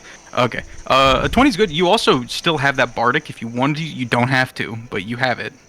Sorry, the inspiration. I call it bardic, but the inspiration. But a 20 is pretty good. I'd say on a 20, you get in the next couple of days, you get incredibly comfortable with the sword. You kind of you get really comfortable with like activating the ability and everything like that, so you're not going to burn or poison yourself. And I think if Yu-Gi-Oh knows that if he keeps at it and he really masters this weapon, he may unlock some extra benefits. So you get some good progress. I'm gonna say that like a lot of the risk that may have happened with pulling the sword out for the first time and trying to fight with it is completely mitigated now. Okay. Yeah. Because you get an idea of like, okay, when I set the flames on, this is about the range. This is how I don't burn myself. Okay. And one more thing, we don't have anybody's particularly like good at cooking, right? No, it's an intelligence-based skill. Okay, is there a thing like can I just read up on cookbooks like a different ingredient? Yeah, if you want to grab some I was cookbooks gonna and like ask if me and Yu-Gi-Oh could like practice. You know every what? morning, If possible. roll me an investigation, and you can do it with advantage if Rowan helps you to see if you can find any like good cookbooks. I would like that because I kind of want to learn. possible. Well, what's your investigation, Rowan? Investigation +1. Okay, mine +1 also. Okay, then I'll just roll. You get with advantage. So just 2, pretty much. Yeah. So I just roll 2 of them. Whatever's roll higher. 2. Yeah. Okay. 18. That one fell off. And You're good. 2. And what? 2? And 2. So 18 Okay, so the 18 would be higher, and then you have a +1, so that's 19. You still have that D6. Ooh. So if I did use that, would it be more beneficial? Like, would you say it would actually like? Without giving it away, I'm going to tell you this. D&D dice checks, the DC, goes like this. 5 is a task anybody can do. 10 is a task. It takes a tiny bit of skill. 15 is a moderately hard task. 20 is a very hard task. 25 is an incredibly hard task, and 30 is impossible. You do with that information what you what you will, knowing you have a 19. Yeah, I'm gonna do it then. I'll go ahead and then roll my d6. It's 6, right? Yeah, 1d6. Square. I got a 1. Can I get 1. guidance? That still puts you at a 20. That puts me at 20. I'm gonna say not retroactively. Damn. I should have said that. Yeah. But you still got a 20. You're in a shop full of magical items. I'm going to say with both of you looking, you find an object called the Book of Good Cooking. It's just a magical book that gives you advantage on cooking checks. Nothing else, just cooking checks. And can Yujiro, do you mind if I keep this? You keep it. You know, can we rock paper scissors this? I wouldn't give it to him. Based paper, on scissors. you drugging me and half of the other party, I think I'm gonna hold on to it. Damn it. Okay. Yeah, All right, so add That's a good idea. Add the Book of Good Cooking to Yuji's inventory. Okay. Would that just be like an inventory? Yeah, in the bottom, just click the plus and then it'll. No, Ethan needs to find a book about drugs and potions. No. Okay. To identify what is what. And then to circle back around, is there anything else that Amara is doing? No. I'm No? so sorry. All right.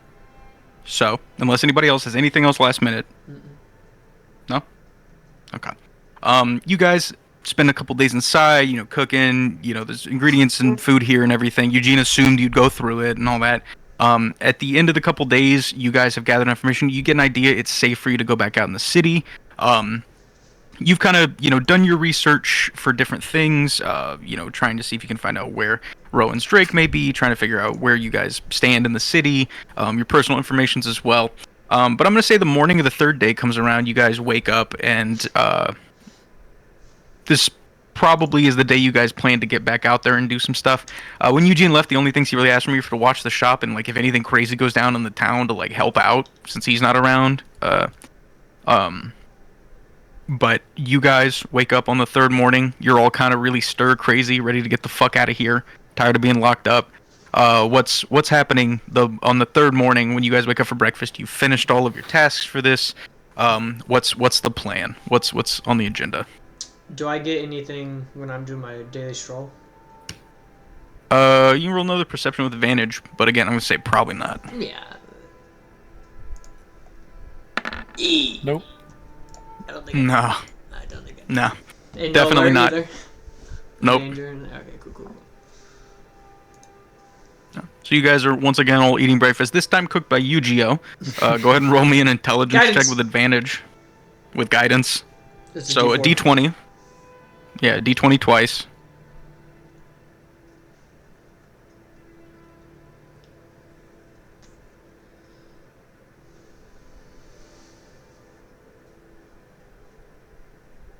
Okay. You hear me, Gabe? Sorry, one more time. I would say it's the third morning. I'm assuming you're cooking breakfast because you have the book, so it'll be an intelligence with advantage. So D20 twice plus 1, and then you'll get a guidance, which is 1D4. Okay. 2. 2. 13. Ooh, 14. 13 plus 1, so it's 14, and then add 1D4. D4.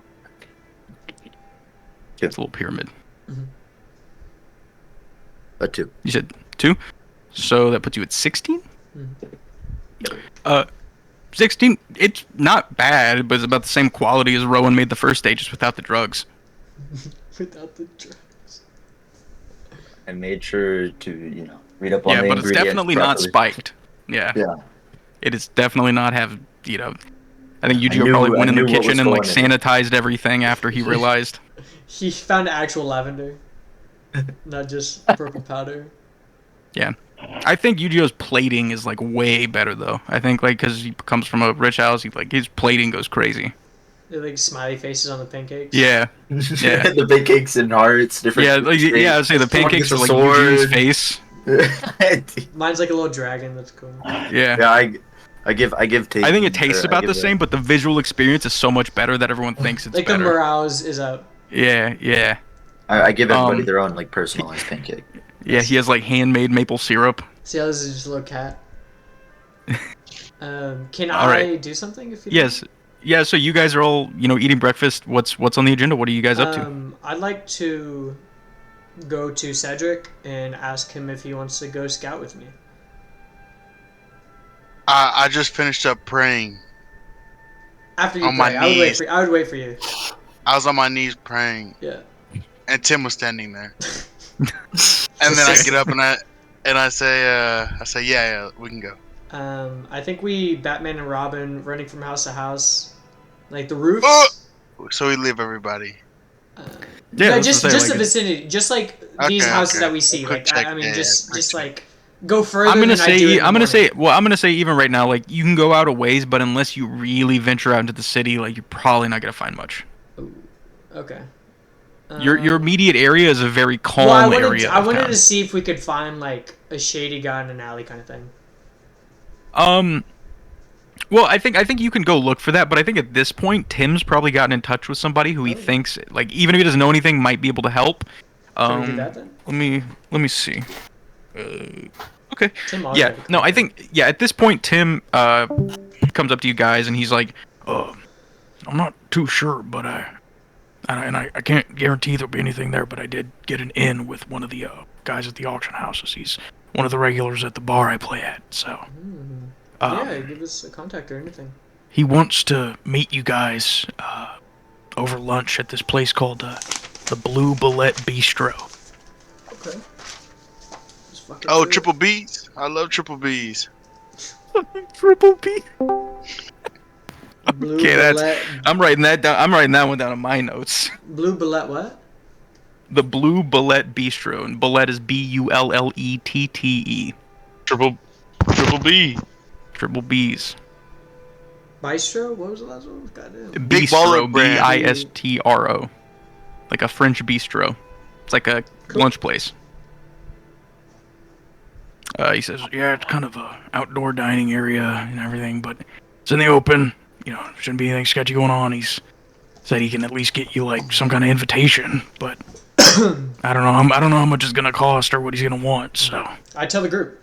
I think me and Cedric should go meet with him, but the group kind of like eye holes and newspaper kind of sit off the back, like super incognito.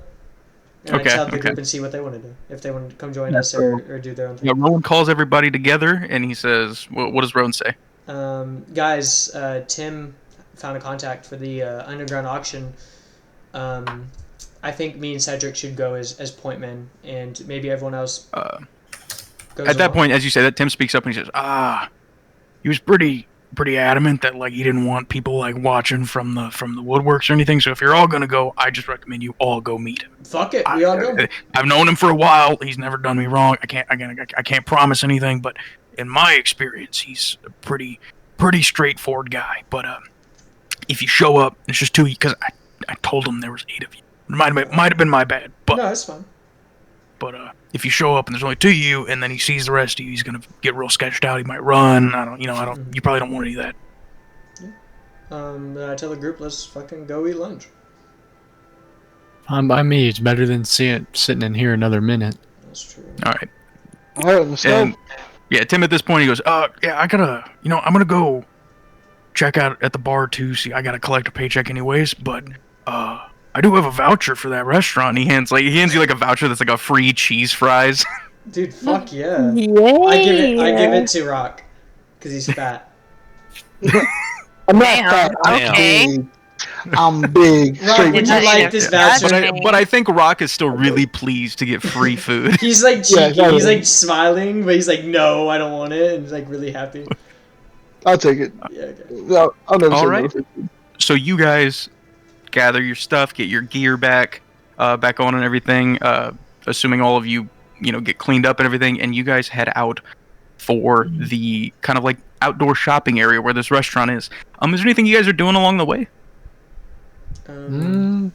I think I would try to like go into every shop, but Cedric pulls me back. Okay. No, but Cedric like pulls that me could get back. really time consuming really No, quick. no. But Cedric I'm like window shopping. Like my face is pressed against glass, like a kid that's really excited. Got you. Cedric's you walk like, by "Stop." and you see,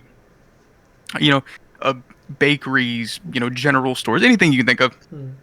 All over. This is kind of the shopping district. As you guys near, you see that like it's kind of like 11 a.m. or so. It's like brunch time, so it's not super busy or anything like that. You approach, you see like a kind of, you see like these two kind of like planters with these big trees, a bunch of chairs, like benches around them.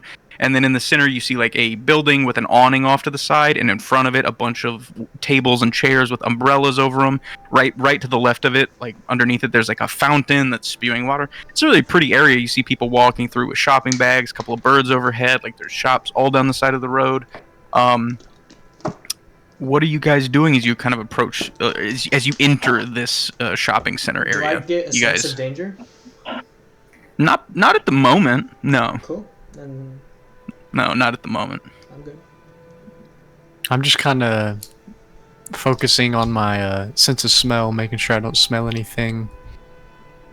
Got you. Out of the northern area. Yeah, currently all you smell is just normal people in like a shopping center. Mm-hmm. Wait, I have a question. So is my Sure. divine sense sort of like that, like how Caleb's ability works too? Yeah, if you did it, you'd be able to sit. Well, Caleb's is a little bit more because it's actual smell based. Is a little bit more wide depending on what his character's into. But with paladins, it's fae, fiends, undead, elementals, all that shit. You turn it on and you would sense any of those. Okay. Yeah. But it does work similarly. You just don't have to roll for it. If you activate divine sense, you just know. Okay. Yeah. I'll walk in and I activate the divine sense. All right. So as you walk in, Cedric kind of closes his eyes and opens them. You see they're kind of glowing gold. As you look around, you just normal people. It just seems like a shopping center, normal people. And Divine Sense stays active for a while, so it'll stay up. But currently, you don't get anything. Okay. All right. And you guys see a small smattering of people here and there. You see the restaurant. You see the tables in front. There only seems to be one individual sitting at the tables currently. It's just kind of this, older half-elf fella. He's kind of got a little bit of a beard, which is weird for a half-elf. And he's just kind of sitting there. He seems to be just enjoying a drink of some kind. Other than that, it's just people walking around the shops. No one really seems to be in or out of the restaurant at the moment. It seems like they're still pretty early in the morning. What do you guys do? When you guys are standing in front of the restaurant, what do you do? I guess I asked Tim who was the guy He's not there. Oh, he's not? He went to go pick up a paycheck. That boy likes to get paid. Did he tell us who his contact was? I think he would give us a characteristic. Oh yeah. Sorry. Yeah.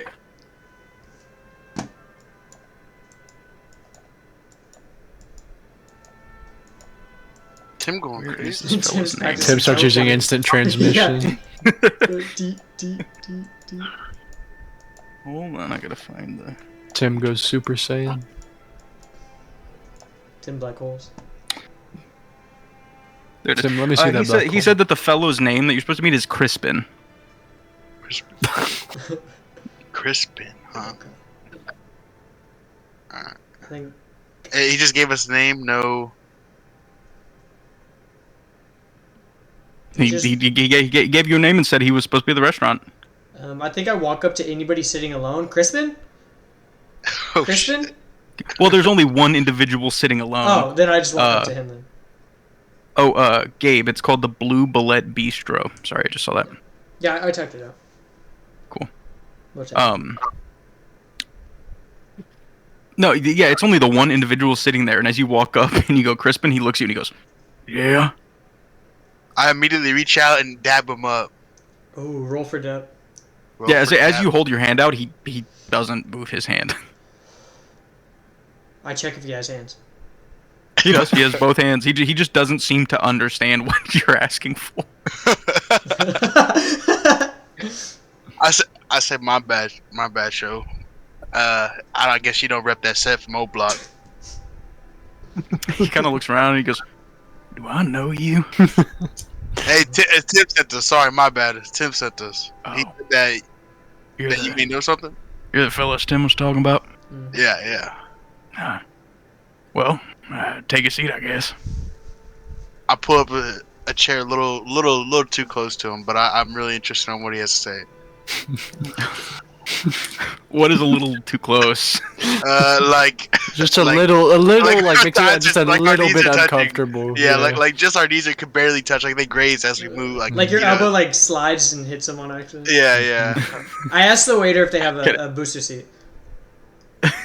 As you guys come out, sit down, a waiter walks out and is like, "Hey, how can I help you guys today?" And he asks for a booster seat and he goes, yeah, I think so.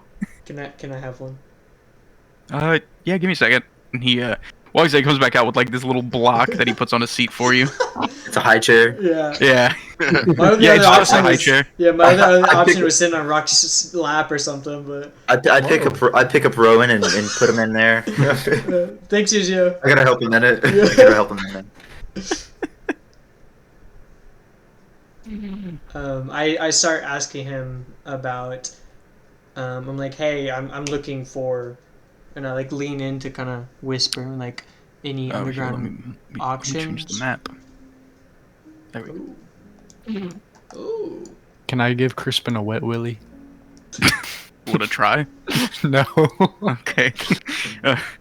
As you're sitting there and you start asking me, he goes, "Yeah, Tim said you were looking for something that might be, less than legal. So, well,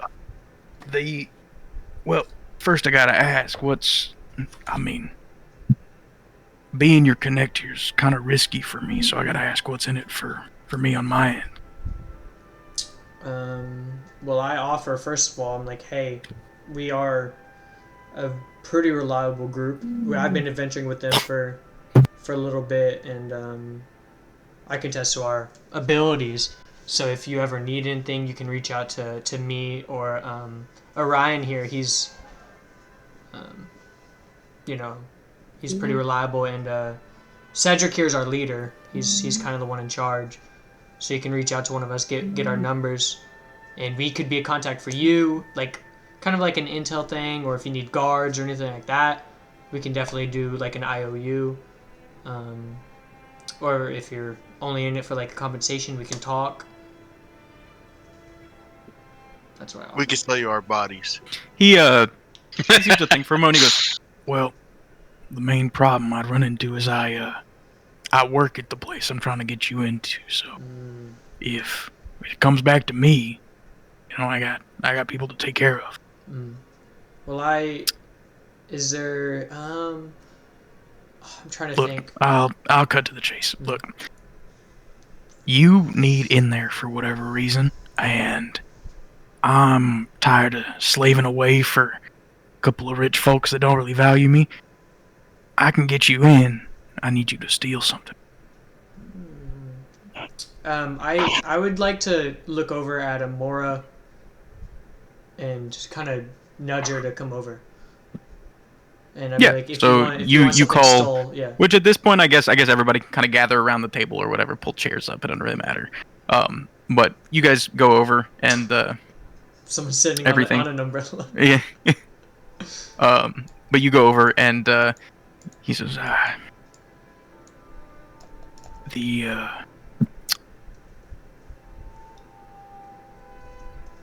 look, the thing I need you to steal, it's not quite so simple as just taking it. It's kind of big, but if I got it, I'd be set for life and I wouldn't have to work there. So, before I tell you anything, I need to know, can you do it or not? I look at Amora and I ask her, can you do it? Oh shit, just her. Well, no, I mean You she's got our it. highest level thief kind of thing, and I'm like, I look at her, I'm like, do you think you could? Cedric's dancing on the table while this is happening. Is it Amora Yeah, or I Amara? can do it. Oh yeah, It's Amara. Amara. Oh, I've been saying Amora. That's not me. My bad. Yeah. I wrote just wanted down to- Amora. That's why. You're good. Okay. But I asked her, kind of get her judgment on this. Yeah. I think Amara, even without a roll, like you're confident in your ability to steal most things. This guy's hesitance to tell you what he wants you to steal probably has you a little sussed. Can you tell us what the item is before we get down to any agreement? He says, he says, well, if I told you what it was, I have a feeling you wouldn't agree. I agree. What if I had a little one-on-one Hold on, let's vote. conversation? Let's vote. Hold on. This You is wanna democracy. call him to the side real quick? Yeah, if I'm the one that's gonna steal it. No, we'd all steal it. I what's wanted the your deal? judgment. Yeah, I wanted your judgment because you're the pick. But The thief. you say we're all stealing it, but we're having Cielo steal it. No, like you herself. would help her. I wanted her Yeah, insight on it's it. gonna, Like, it's gonna be a big 'cause- plan. Yeah. But if she's doing the main big parts of it, she needs to talk to them. yeah, I mean, I'd help. Well, yeah. I mean, as you're sitting here with him, he is very clear, even without any rolls, very hesitant to tell you what it is he wants you to steal. Could be for a lot of reasons. I mean, you guys, Amara and Mazareth, recently had a run-in with like being asked to steal something and they didn't know what it was. You think this one might be for a different reason. You think maybe the object he needs is magical, but you think the reason he doesn't want to tell you what it is because he knows that actually getting it from wherever it is going to be super hard. I'd trust him If somebody wants, you can try and roll a persuasion check to get him to tell you. Ooh, Ooh, can I check my persuasion really quick? yeah, let me check. Sophia or Tate have to do it. They have the highest. Is it charisma? Oh yeah, I don't. My Yeah, persuasion so is if one. Persuasion is Mazareth also or a skill. yeah, if mine's Mazareth or 6. Cedric want to try and convince him, Yours is 6. Yeah. Can I do Oh, an roll intimidation? I got a 3. on that No, one. let Tate do it. He's got a 6. He's got a plus Let's 6 say- on persuasion. yeah, if you want to try to intimidate him, if this doesn't work, Oh shit! Oh my god, you're dog What shit. the Guidance, fuck? guidance. Oh, dude, you should have let me guidance you. My bad. let's see. Well, he's got a roll now. We both roll. Me and Roll an me and insight.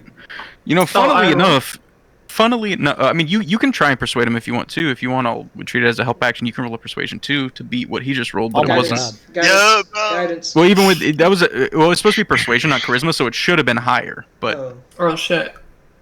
it's take it off of advantage. Make sure the advantage toggle is off, Oh shit, yeah. Okay, hold on. and then roll it as a persuasion just so we see what it is. Guidance. Oh Natural my. 20. Let's go. You tell So him Cedric everything starts to you know. speak up, and immediately Mazareth cuts in. And what does Mazareth say to this guy to get him to spit it out? Oh, fuck, I don't know. You got this. Just think about it. Your character. What would your character tell this guy, like logically, to be like, look, tell us what the fuck's happening, and we'll get it done. What would he say? What would she say?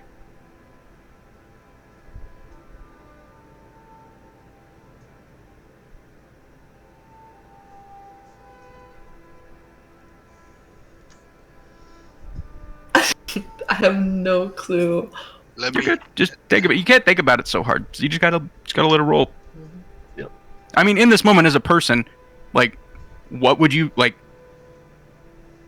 It would bother you if somebody did this to you in real life. What would you say to them? If somebody asked you to do a job but wouldn't tell you what they wanted you to do, like, what would you tell that Like person? anything, just be like, Okay, hey, just, like, just give this you- man reassurance. Yeah, just like, look, you want us to steal something? It'd really help. Yeah. We knew what it was. In the beginning, I told him that we are very capable, so you can like double down on that if you wanted to.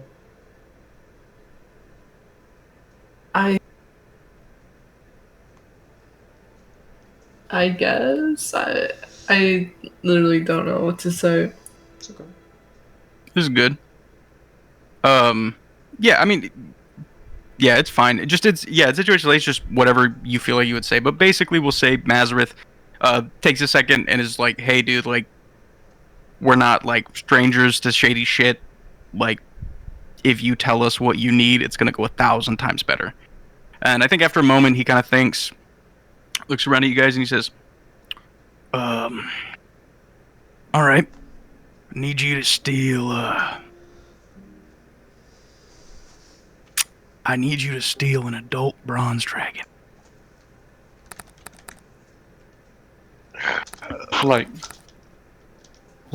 Like, traffic them? Right now, people I work for keep it locked up about 20 stories underneath the building. God. Need you to get them out. What do you need with the dragon? Well, I'm not going to do anything to him, but how dragons work, if you didn't know. And he looks at you guys and he sees the sigil of Bahamut on your armor, and he kind of like, he's like being a dick about it. He's like, you should know this. But he's like, I know what dragon for. I want to know what you want to do with it. I want to make sure it's not nothing. He says, dragons most of the time don't like being held up. Dragons also have ridiculous amounts of money hidden away. What do you think a dragon's gonna do for the people who got him out of there? He's been down there for a long time. So you know he wants out. Who the fuck wouldn't? Okay.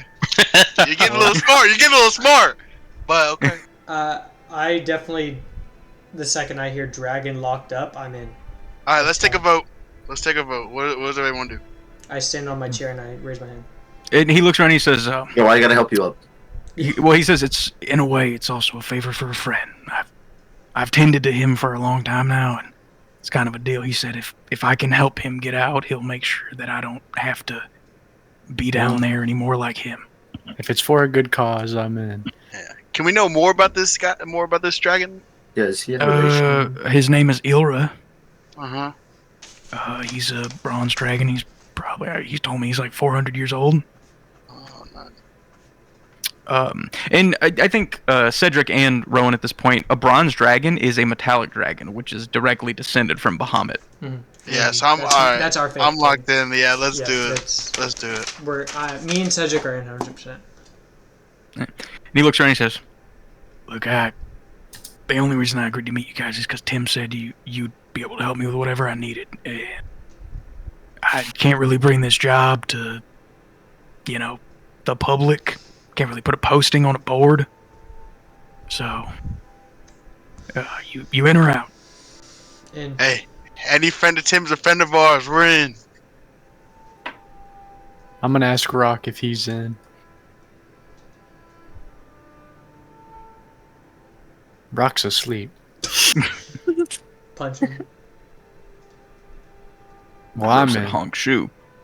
Rena? Nathaniel? Nah, that boy out. Nate? It's only 11. It's only 11 over there. No, I saw his mic light up.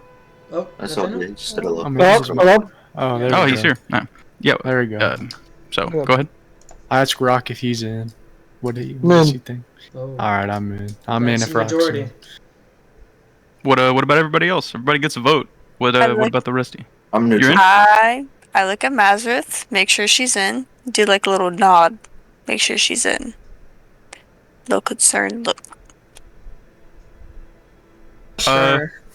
I say, Mazareth, if nothing else, you think about it and you're like, well, I don't really have much interest in helping out a lawful good dragon. But on the other hand, dragon hordes are notorious for having crazy fucking magic items in them.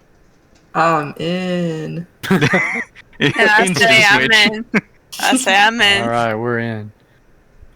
He looks around and he goes, alright, well, in 2 days' time, about 10 p.m., you're going to meet me at a place called the Oniromancer.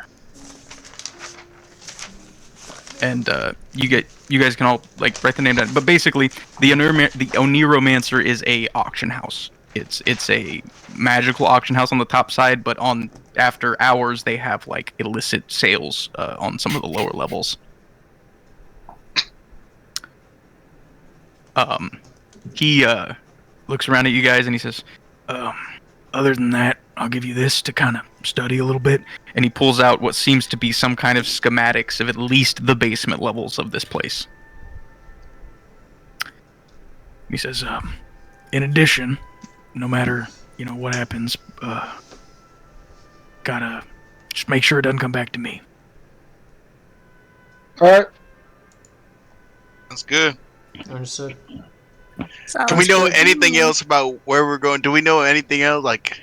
No, you guys have never been there. Okay. Can you tell us anything about where we're going, or is that all tomorrow in the meeting? He goes, I'll give you all the information you need when we meet, but for now I need you all to study that map, make sure you know your way around.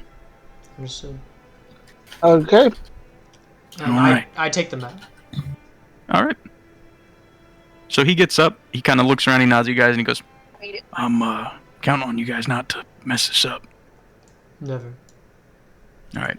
And he walks away, and you wait, guys are before left. he walks away, I reach out for a second dab. Ooh. He looks at you, and Guidance. he holds his hand out to shake it. Guidance. Guided. Alright, what do I gotta roll? Roll I- dab. It's gonna be a bad handshake because you're trying to dab. He's trying to he's trying to handshake. dap, and you're trying to dap. He's trying to shake your hand. Okay, Oh, I roll for no. a good firm handshake. Ooh. What, Guidance. Sure, roll a charisma check, just a straight charisma check. If you fail, he kills us. D20 is perfect dab. Oh Oh. my god. It's a pretty fucking okay. Roll a d4 too. Yes. Something that Yeah, have I Papa, want you 20. know, not in his where, head. where I gotta do the D? A Oh, it's D4. over Oh, it's here. Yeah, on the nice, side, no yeah. top left.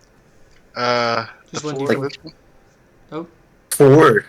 Oh, Yeah, whoa, just whoa. one Yeah, just D4. one. Just one D4. Yeah, just click on the one. That Oh, says click on the D4. D4. Okay. Yeah. Okay, Ooh. 3. A 21. It's a pretty fucking firm handshake. That shit is solid. Alright, so Yeah. Good- he good he to- seems to get a little bit more respect for you from the handshake, for sure. Nice. alright. See you later. I slap Yeah, him on the ass. I'm like, I see you later. No, So no. he dips out, and you guys are all left around this table to discuss what just the job you just agreed to. So what's happening? Using. So, Oh, go ahead. wait. So how does this help us find this auction thing that you're looking for? Oh, you're asking me? Hmm. So the Drake was sold into an underground market, and this is an underground market. So either he's there. I can sense. I have really good sense, right? Or we could get some information. from Exactly. So either I can sense him, track him, him. or catch a smell off of somebody else that maybe handled him. And this is honestly the only thing I've had besides knowing that he was sold off. And while we're sitting here talking, can I use my Natural Explorer and kind of read the map and? Yeah, you guys get an idea. I think you start looking at it and you realize like the basement of this place is very complicated by design. It's meant to confuse people who aren't supposed to be there, but it does have a pattern. Most of the staircases double back, but there are ways to get around it. And you do notice that it does, of course, have like a ventilation system all the way through and that kind of thing. You also see with the schematics, of course, just like anything else, there are entrances from the sewers in the bottom. You can get into buildings. So that is an option you guys would have. But a lot of it's just going to be devoting it to memory. Can I ask Cedric? Okay. Oh, go ahead. Wait. Go ahead. Would I be able to help him though? Yeah, of course. Yeah, once you guys get a little bit of time to sit down and study it, you guys will be able to get it memorized and get it figured out. Can I ask Cedric, like, hey, do you want to go with me tonight and scope it out now, like tonight? Just the outside, just kind of get the area and the vibe of it. Cedric. Yeah, we can, but I don't want to put anybody at any risk just yet. Yeah. I just I wanna don't make think sure we talk I to- think Cedric is aware himself that like He's him not- going on a stealth Okay. mission. Yeah. Then I ask Samora. Then I ask Samora. I look at Amora and be like, would you like to go on a stealth mission to scope out the area? I don't think it's a good idea. Well, I have Natural Explorer, so He I does can have a lot be of crazy alert- benefits yeah, in so cities. Yeah. I can be alert to any danger, and I'm really good at stealthing, and I can move. I have advantages on shit, so we will be pretty safe. Amara. Would you like to do a stealth mission with me tonight? Sure. Sounds good. That's what we're calling it now. I nudge Rowan and I say, "Good luck on y'all's mission." Y'all's mission. Wink, So you guys, I think at this point you guys sit here and you finish. Rock, do you cash in your voucher? I do cash in my voucher. I get my. All right, they bring you the fucking biggest fucking plate of cheese fries you've ever seen in your life. I steal I a can fry look from it up. Rock. I slam his face into the table. No, Rock's just sitting there, just pounding cheese fries as you Well, for guys talk. initiative, yeah. Yeah. So yeah, you guys are sitting there. At this point, Rowan, make me a perception check with advantage. Orion, make me a perception check with advantage. Perception. With advantage. And that'll be it for now. 17 and 7. I got Make a 6. choice, Caleb. Yeah, not much from Rowan, but Orion pretty quickly. You're sitting here, things are going, and you're looking at the fountain that's right behind everyone. You're staring at it, and you see the water start to roil and like move in a not normal way. Can I go investigate it? Oh, sure. Man, them fucking cheese fries making me hungry. Can I see him get up and go walk with him? Yeah. You guys all see Orion just without a word get up and walk over to the fountain. I walk with him for Yeah, sure. what's up, buddy? All right. Do I need to roll an I investigation? ask Rock for one no, cheese you don't. fry. No, you don't, because you walk up, and everybody else gets up to follow you. The second you get to the edge of the water, you, Orion, are instantly... What is it? Here it is. Instantly splashed in the face as a bunch of these little frog motherfuckers jump out. Oh my god. And one of them like pokes you a little bit and goes... and they're all like running, they're all like crawling out of the things. No. That's where we're gonna end the session. Oh, What? no. Frogs. We got jumped by frog people, bro. maybe we can talk our way out of it. And next session we're gonna start with Gnarly. combat. Oh hell, yeah, good. I was like, oh hell no, we ain't talking this shit out. That's why I stole the. Yeah, that's what they look like. They're called bullywugs. Black They're hole like grenade 40 feet without tall y'all people. Why, bro, yapping? Why, bro, What's yapping? your what? bro? What you talking about, bro? One's like naked in the back, like dancing. Yeah. So everybody, do not move your tokens at all, because that is where we're starting combat. Understood. So next week we'll roll initiative. We'll get started in combat. But your Man. first fight is gonna be Roll against a bunch of initiative is fucking crazy. frogs. I should have stole that black hole grenade. You're gonna use it on God damn frog people? I gotta okay. The session's over. I just gotta read you this spell real quick, just so you would know how overkill. Okay. So the Dark Star spell, it's an 8th level spell. The range is 150 feet. It says the spell creates a sphere centered on a point you choose within range. The sphere can have a radius of up to 40 feet, so you make a 40-foot big black hole.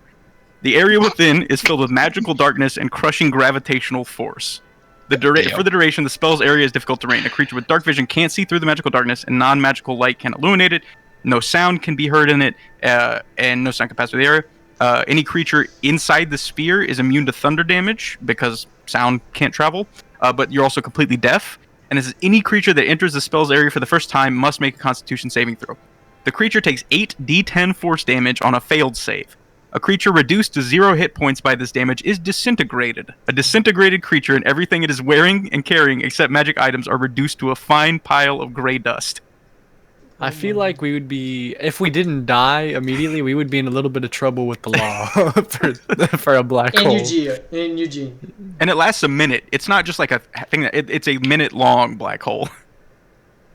Oh my god. Oh, That's every 40 all feet. of us. Yeah. Yeah, so it does 8d10 a turn and That's disintegrates everybody. anything in it. Yeah. And some little kids walking with their parents. Like, Just sucked it, his flesh peels off his body. exactly. But it doesn't get his mom though. She's like just out of reach, so she just sees Jimmy! That's a villain arc right there. That's the big bad. That's the big Yeah, bad. Jimmy bro. comes back as a fucking big bad. No, his You mom. took my family No, from his me. mom, bro. Oh, his mom Yeah. is the big bad. Jimmy's mom. I don't even know who you are. Good session, everybody. Took everything from me. Alright. Was he Morty? Oh shit. Alright, good session. Carl Weezer. Everybody. Alright. Oh. Very good. So yeah, next session we'll start with combat. We'll do initiative and all that, and we'll start teaching you guys how to do combat. But Wait, roll initiative, everybody. I want to see what it look like.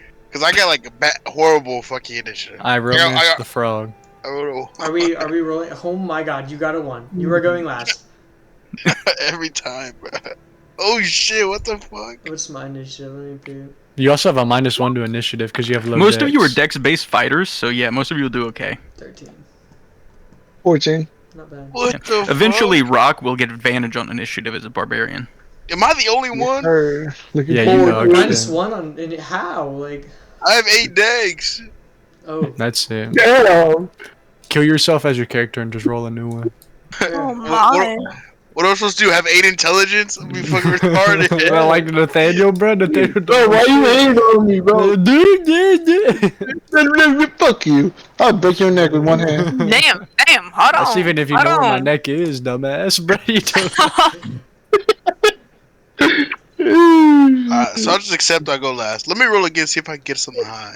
We're gonna roll at the beginning of next Saturday anyways. I have an initiative tracker and everything, so I'll take it down next session. But that's where we'll pick up. That boy Tatum is dog. Hey. Natural 20 minus 1. That's a nat 20. Yeah, that's a nat 20. Alright. Yeah, we didn't do combat tonight because it would have taken too long. Combat takes a good minute, so. Especially with how many fucking frogs just jumped Exactly. out. No cap. There's 8 of you and a whole bunch of grenade. frogs, so yeah. Bro fucking spawned. We should have took that nade. No. Uh-huh. You're all so close. It Yeah, we don't know. Suicide. I would have used my Thunderwave spell to knock him back so far away, and then You you got get myself. People in front of you. Yeah, say if you could get, people. yeah, but you would knock everybody else. Please, bro. I'm I'd not go trying to be flying, right The now. water, bro. I'd Yeah, go you think flying. about But it. like, no, I would This is where sacrifice you myself. think Like, no, no, in front let of this me happen. instead of Let right this behind happen. me. Yep. Before you do that, like That boy I'm Ethan gonna is catch saved. the biggest stray of that shit. I'm right in This front where of you. Ethan going. Yep, I'm going 80 feet, bro. That's 15 feet, so you're going straight in the water, actually. Oh. I'm going into the arms You of can't one of them, swim. like You can't swim. You Scooby can't Doo. swim. Yeah, he like catches you. Oh. Y'all stare deeply into each other's eyes. We run So away romantic. into the sunset together and have a family. All right. How about I just throw the grenade